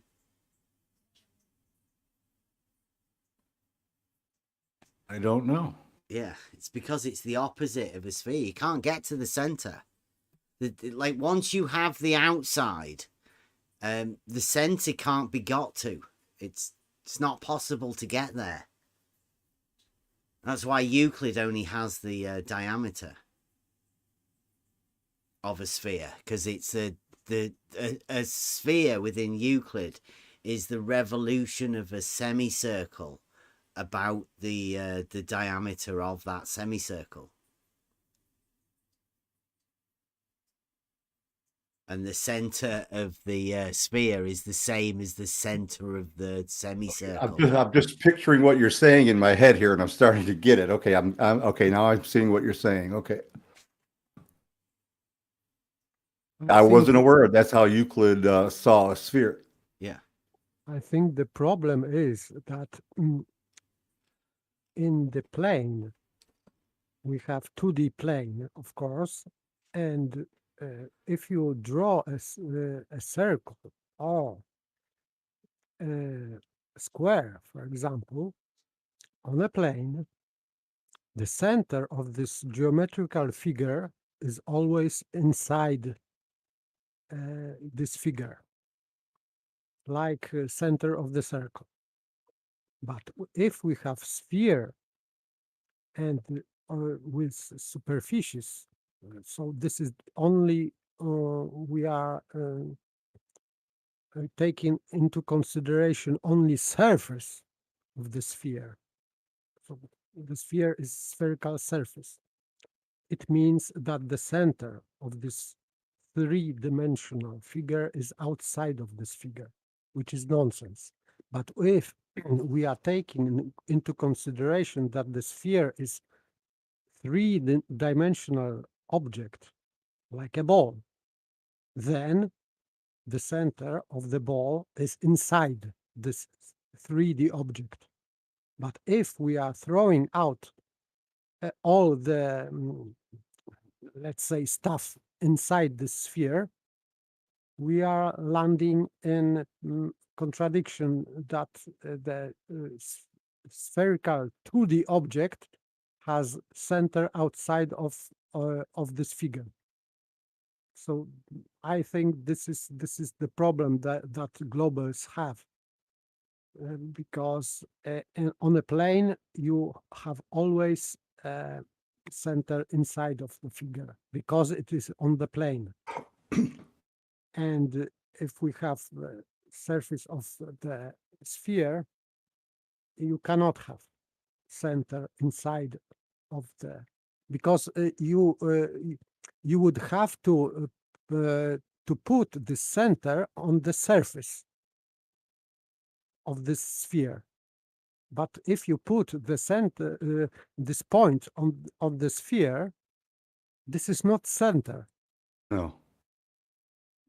On the circle, it will be center, but on the sphere, it is not a center. Yeah, you can't get there, right? I think initially when when we started going over the trivium, and they said you cannot predicate in, you can only predicate of or on something. That to me was the sign of this. right? You cannot predicate on the radius, the center of a sphere, because you can't get in there to predicate upon it. It's not there. Yes, because Go on. it is contradiction, because you mean you know, if we are talking about center of the figure, like for example, if the diagonals are intersecting in the square, we have point inside the square, which gives us a center of the square. Yeah.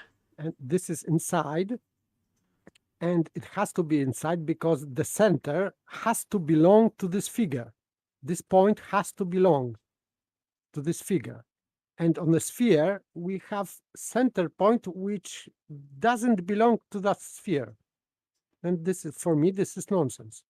Yeah. Along with the fact that a superficies is bounded by lines.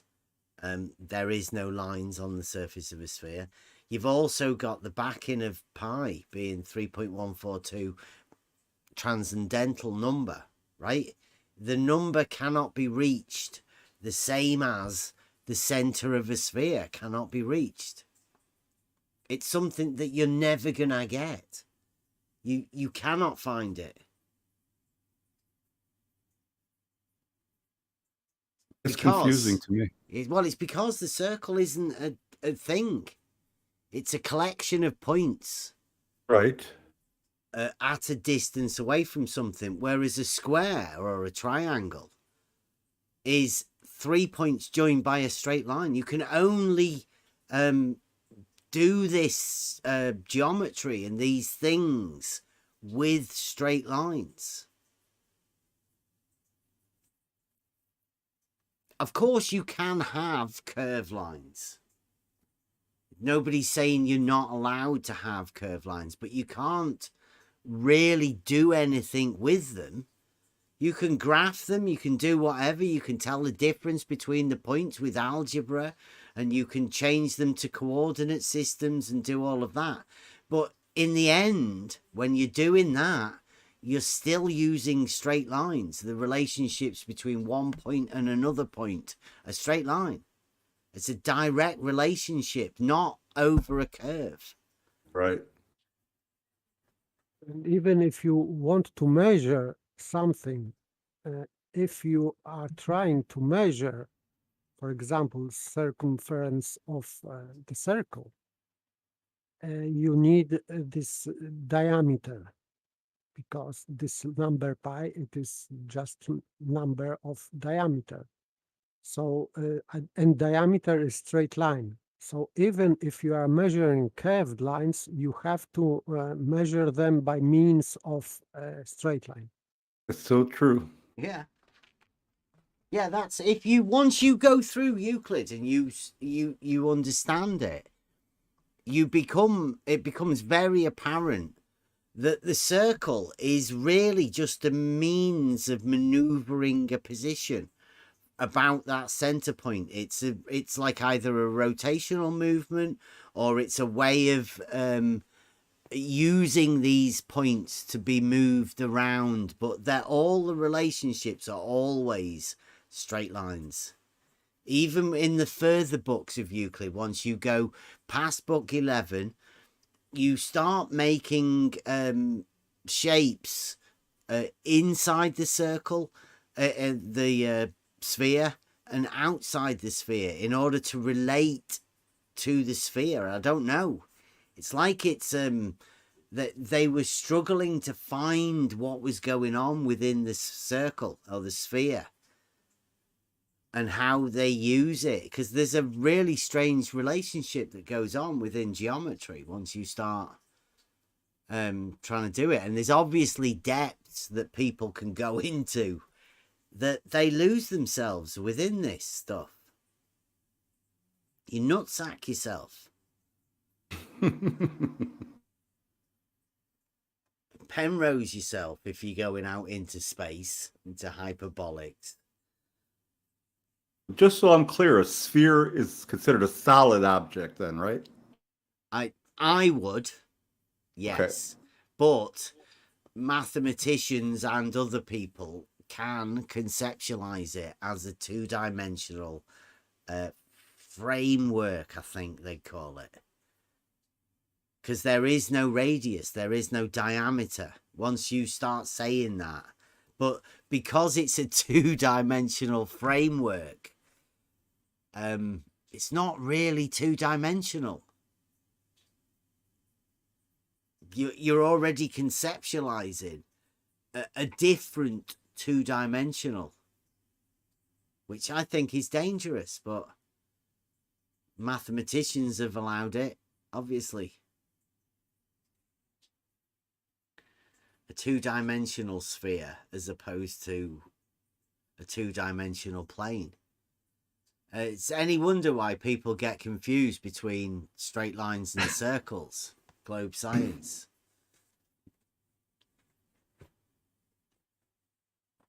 I've been saying it for a while. Once geometry goes, then logic has to follow. Once geometry and logic have gone, then mathematics is the next one. It's got to. And when I say go, I mean paraconsistent stuff that starts to be conceptual maths, obviously, because they've got imaginary numbers. Yes, they do.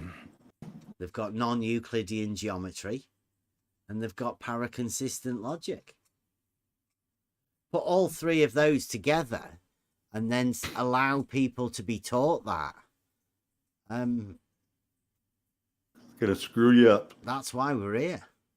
That's why we're here, with the people telling us that you can't tell the difference between a circle and a straight line.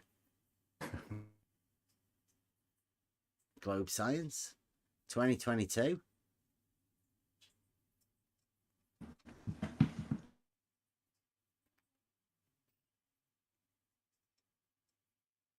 I tell you, I learned a lot today. Cleared things up for me, except for Kevin. He confused me again, but he always does. He likes doing that. Oh, somebody's put, this is all pretty much everything shared, mentioned, told, explained, messaged, chatted with Red's Rhetoric and them others years back. I never knew that. See, imagine that. Somebody else has already done a realising Euclid, talking about water level. This is new? Well, Timothy says they've already done it years ago. Oh. I doubt it Red's Rhetoric ever reached these limits of advanced simplicity.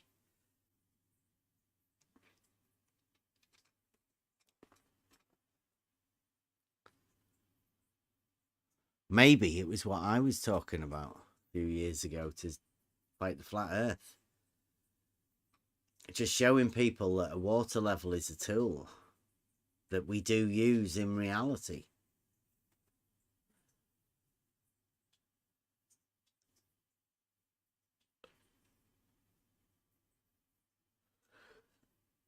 We've got somebody in the chat that's saying about the water level not being level, or is it level? It's not. We don't know. Imagine thinking that there's a group of tools called levels, and then the most primitive one of those tools does something different than all of the other ones. Can you imagine being so big-brained as to imagine that when they came to make these tools called level, they would have updated and revised the water level to make it different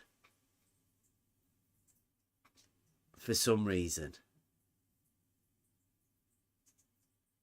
How would you ever imagine it would ever be possible that you could do that? It would never happen, Bev. You know that. I know.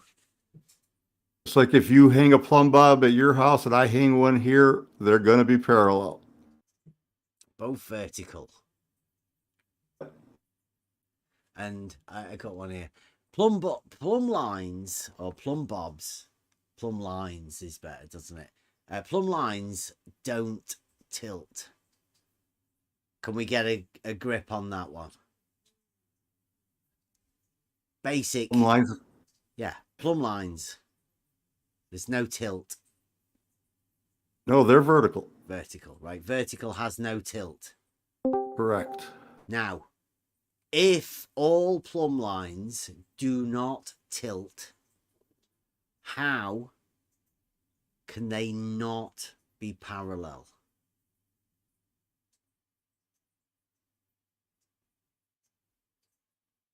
Don't have to convince me. Just thinking, basic logic. Can you think of a way to not have any plumb lines tilting and them not being parallel? It's like a black swan, isn't it? It's the black swan of the verticals, like there is a black swan of the horizontals. We're looking for a horizontal that either is not parallel to the plane of the horizon or is not parallel to another horizontal. Show us them. Show us a tilting plumb line. That's another black The swan. only way you're going to get a tilting plumb line is if somebody grabs it and moves it. But if you leave it hanging on its own, it's not going to tilt.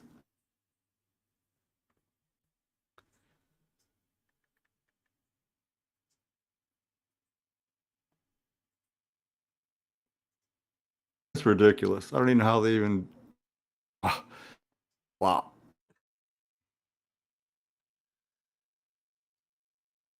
Well, we are up for conversation. I am up for discussing the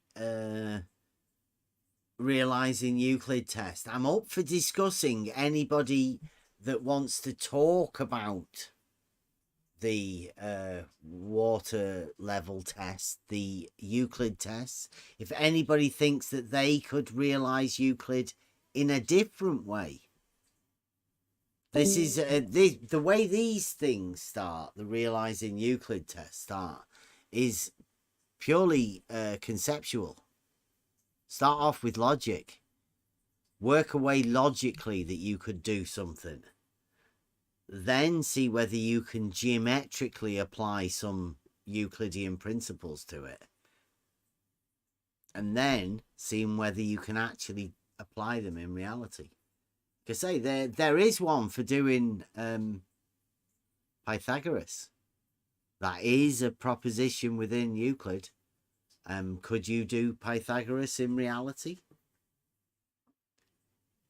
You could probably. I've used it. Yeah, in reality.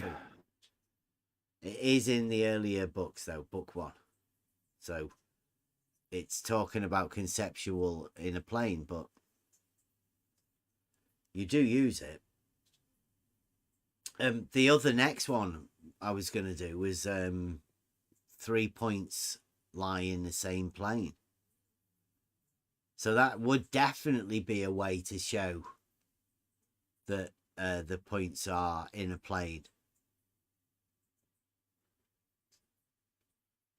Proposition 2, book 11. Now, would they deny that that is a plane? Because that is a definite Euclidean proposition.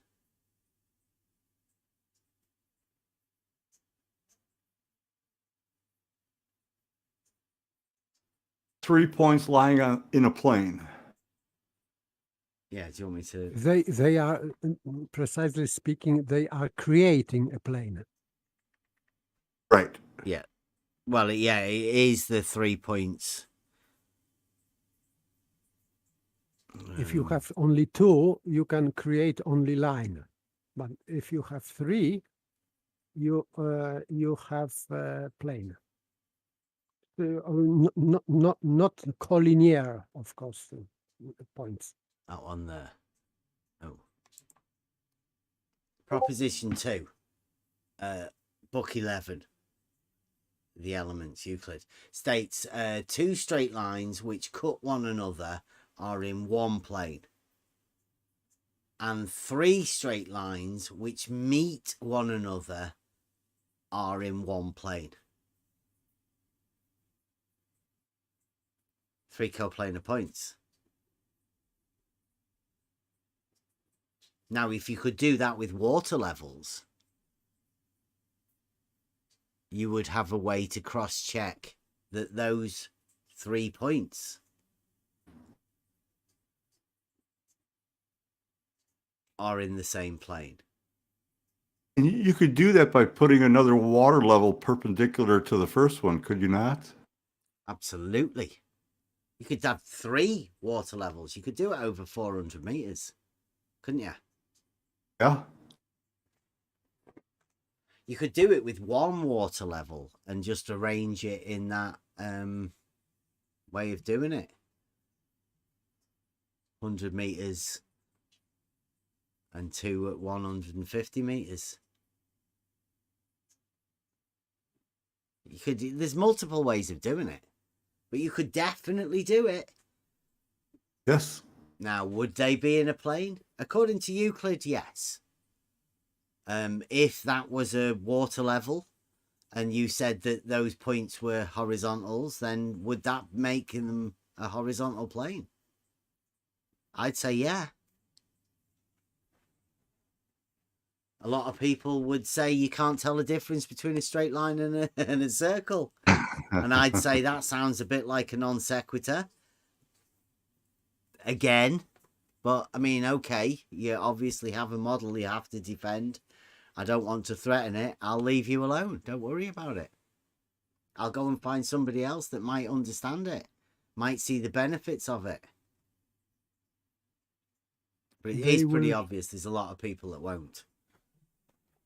Globers will be stuck anyway, because if even on the globe, if on the globe you have curved level, you can still establish a plane with the 3 points. So for me this is meaningless anyway, because you can still establish a plane with 3 points, with water rises, 3 water rises. You can establish a plane even on the globe. Yeah, but they would have to conceptualize those as being curved lines, right? As in they would every time with a triangle. Because they do, don't they? They imagine that a triangle has to have more than 180 degrees. Yes, because these triangles have curved lines, curved sides. But they don't. Like you've just said, you've just explained. You can have a plane on a globe, but the triangles have to have more than 180 degrees. So you technically can't have a plane on a globe. Yes, I mean above globe. Yeah. I didn't mean on the surface of the globe. Yeah, but they don't. They still don't have that, do they? Yeah, they cannot have. But you above the surface of this globe, you can still establish with water level. You can establish a plane. It would be even so-called tangent plane, but still you can do that. Wow. And you can, and therefore you you could measure this difference between this tangent or horizontal plane and this curved level. And I think it is impossible. Definitely impossible.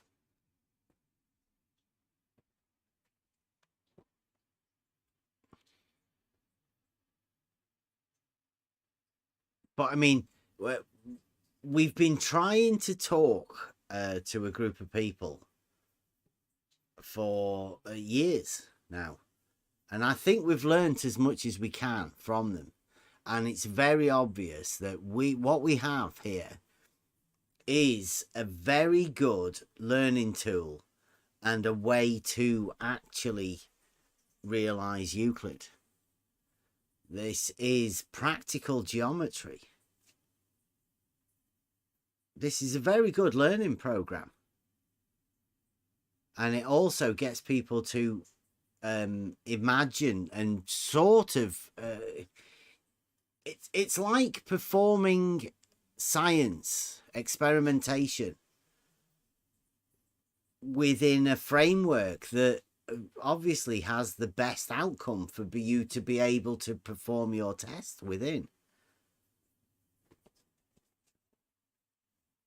It combines the very best of physics and geometry, possibly mathematics.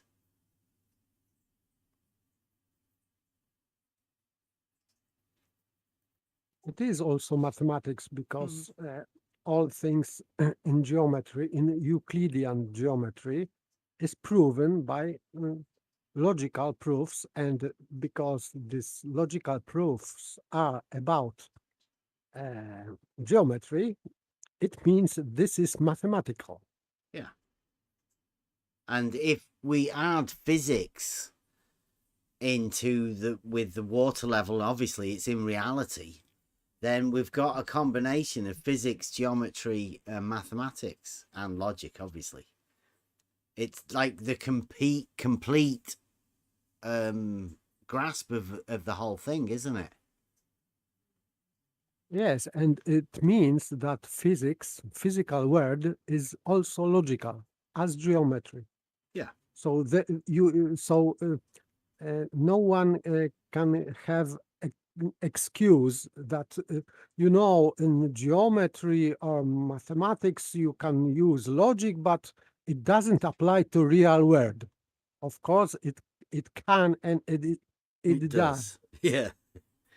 Well, that's the idea of realizing Euclid, right? It's to show everybody that there is a way to describe reality, right? There is a definite link, so close that they're inseparable, really. And then somehow somebody's managed to be able to do that. Somebody's made the separation between reality and geometry, obviously, and mathematics and logic. You do it through logic. You do it by taking logic away.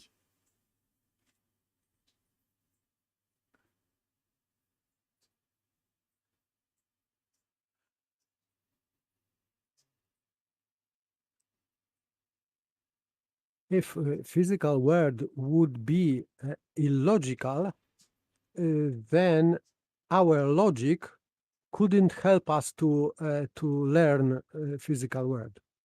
But it is a tool to know how a physical world is working. So it means that physical world is logical. Because otherwise it would be not comprehensible.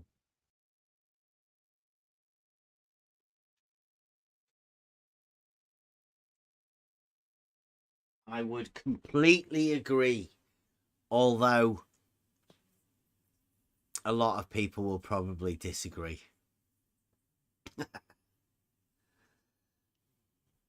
But yeah, I cannot express how many benefits there are to learning or practicing logic.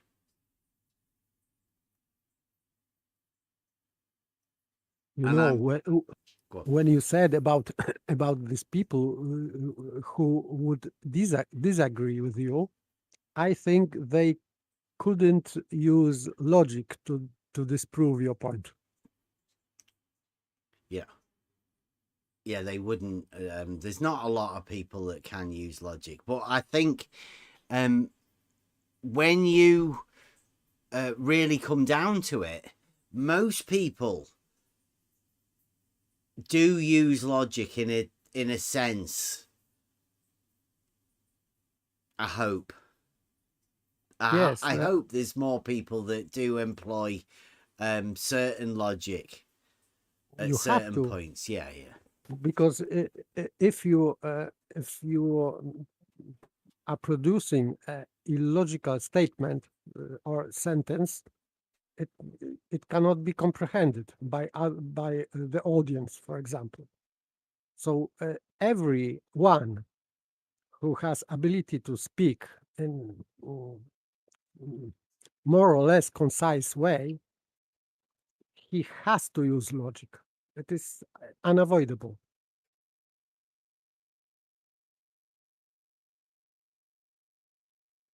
Yes, but do you think you could become accustomed to not hearing logical statements?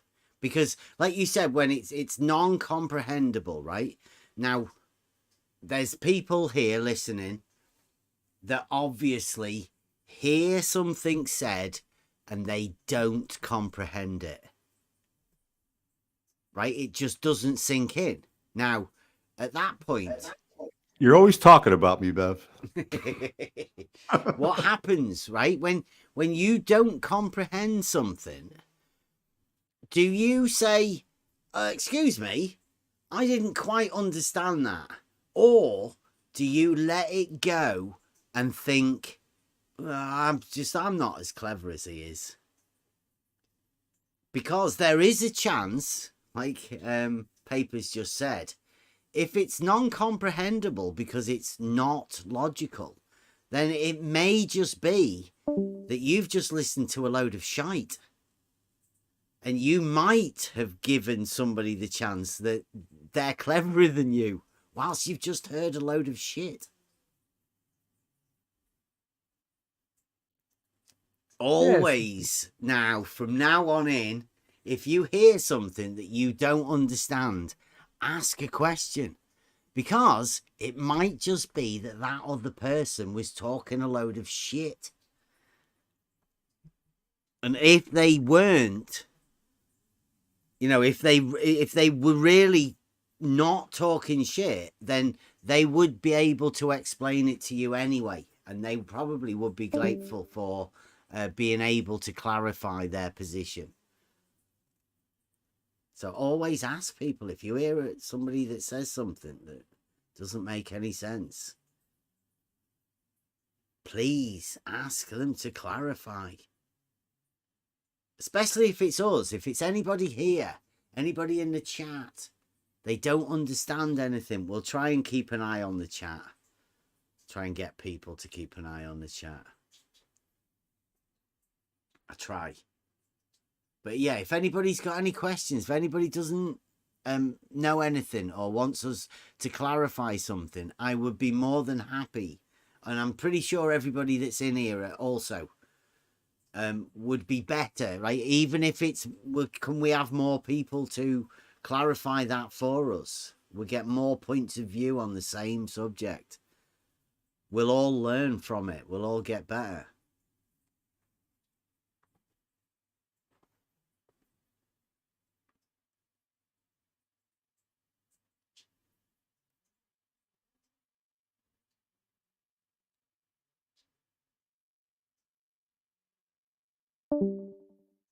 So, what time are we at? Oh, getting close to end. I hope I Can Science That is listening in. When I said I was going over realizing Euclid Tests and I wanted to work with you, it was working through the proofs so that we can both come together to realize Euclid. I wanted to see the Euclidean proofs of the other hypothesis because it doesn't seem to have any.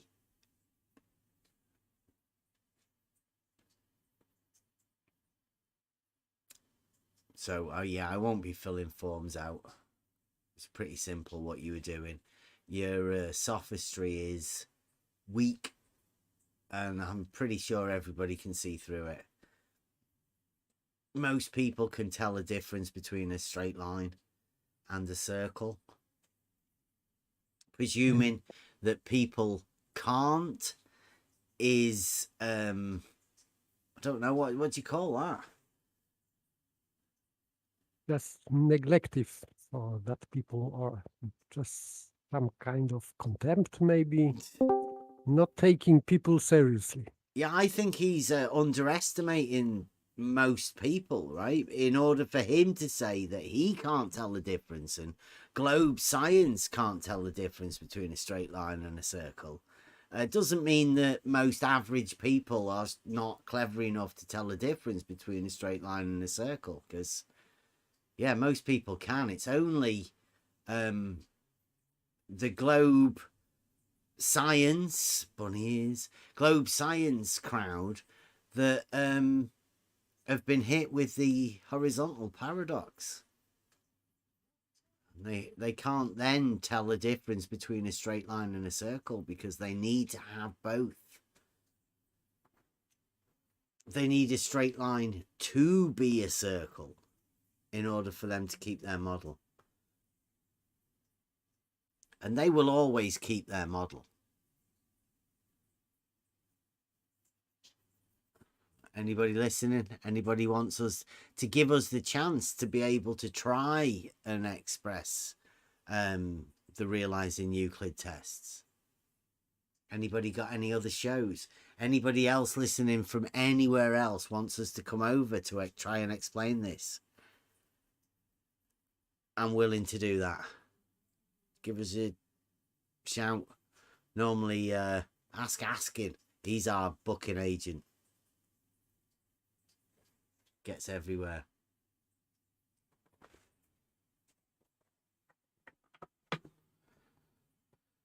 Right.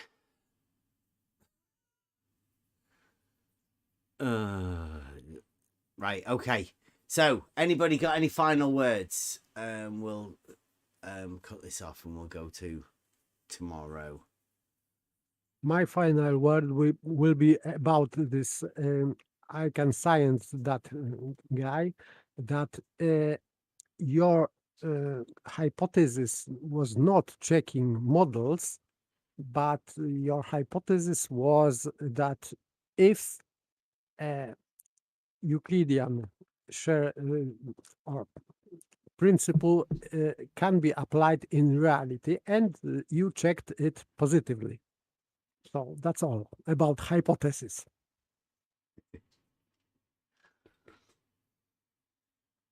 Not checking models, but checking if this rule or principle of shared segments, straight line segment can be applied into reality, and you checked it positively that it can.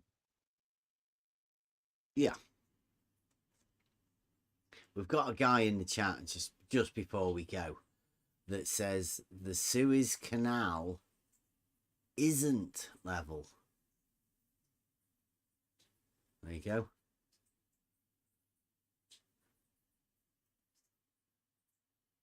But I think that Suez Canal is just a canal between Mediterranean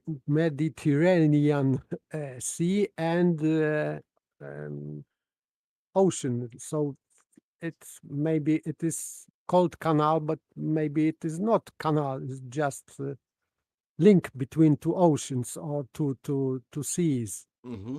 And do you reckon there's a drop at either end?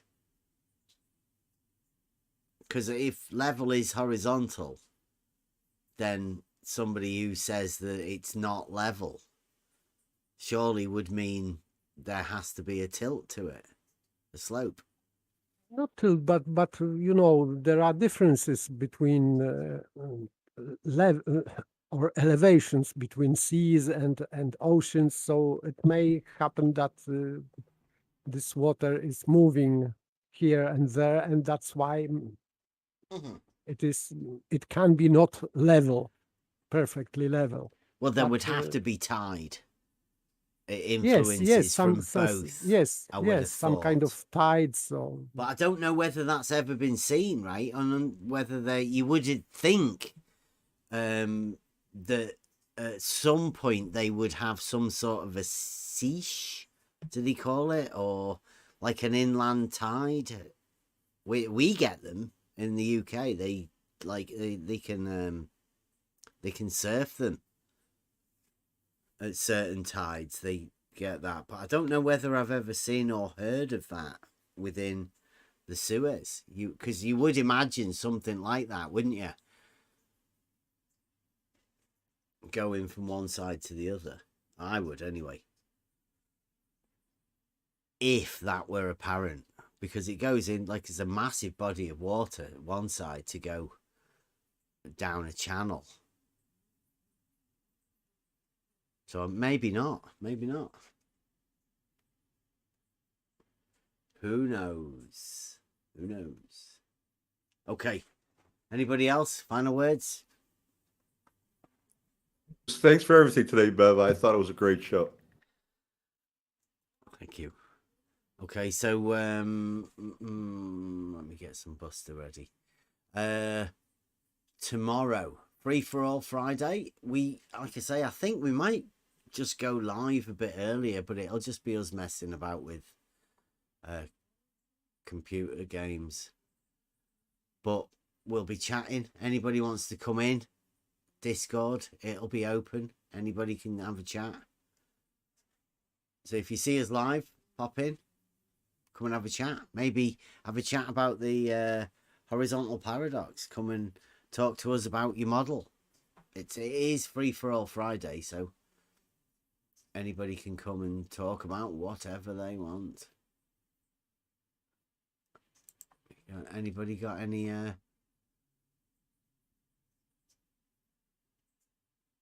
Buster? Been a while, hasn't it? Isn't it? We've seen Sean Hawkins. Anybody wanna? We've not had an insane for a while, have we? you mean angry Sean Hawkins? Yeah, I think so. Yeah, we've not had that for a while. Okay, so thanks a lot. Thanks for joining us. Even, oh wow, it's irrelevant. Well, brilliant. Thanks for coming, even though it is irrelevant. And we'll see you tomorrow. Free for All Friday. Thanks for joining. Euclid. I'm fucking pissed. I mean, there isn't a fucking scale on this goddamn planet that can measure how fucking pissed I am right the fuck now. Hey, so yeah.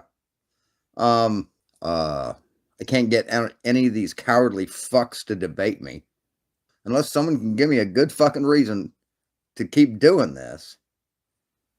I'm fucking giving it up. I got better things to do with my time. Nobody ever cites my work. My Angles to Polaris video.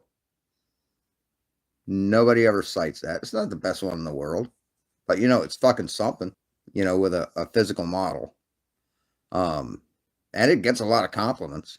So I know it's not complete shit. Nobody ever plays my videos on their live streams.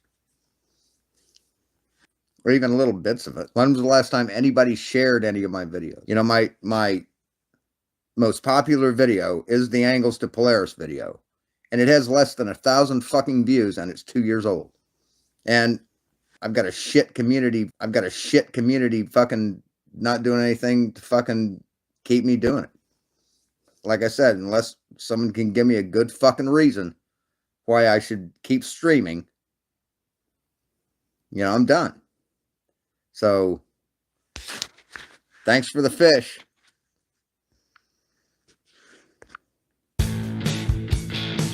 I'm so pissed off right now. I've got a shit community. Made me look like a fucking asshole. Motherfucker! Never measure what's in the real world. All you show is your stupid globe, and I know. fucking asshole! Motherfucker! I'm so pissed off right now! Your world is full of illusions, contradiction between fact and fiction. Fucking talking shit You never back your claims. like a little cowardly bitch. Fucking talking shit! Driving the wrong way down a one-way street. Motherfucker! Unstoppable force on immovable feet. You don't know how fucking pissed I am!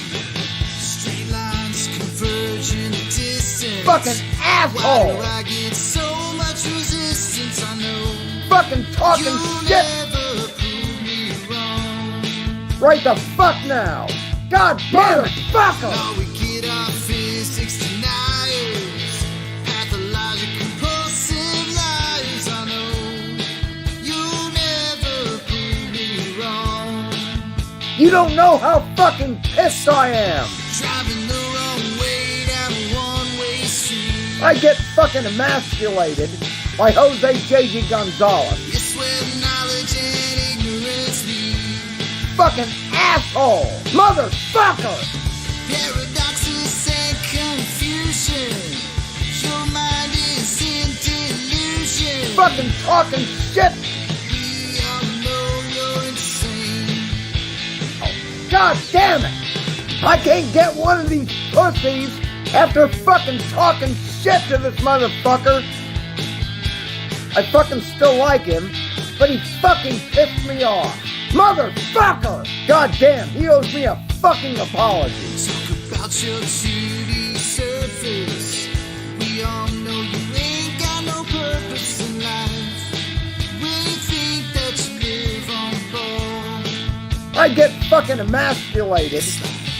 Driving the wrong way down a one-way street. I get fucking emasculated by Jose J.G. Gonzalez. It's where knowledge and ignorance meet.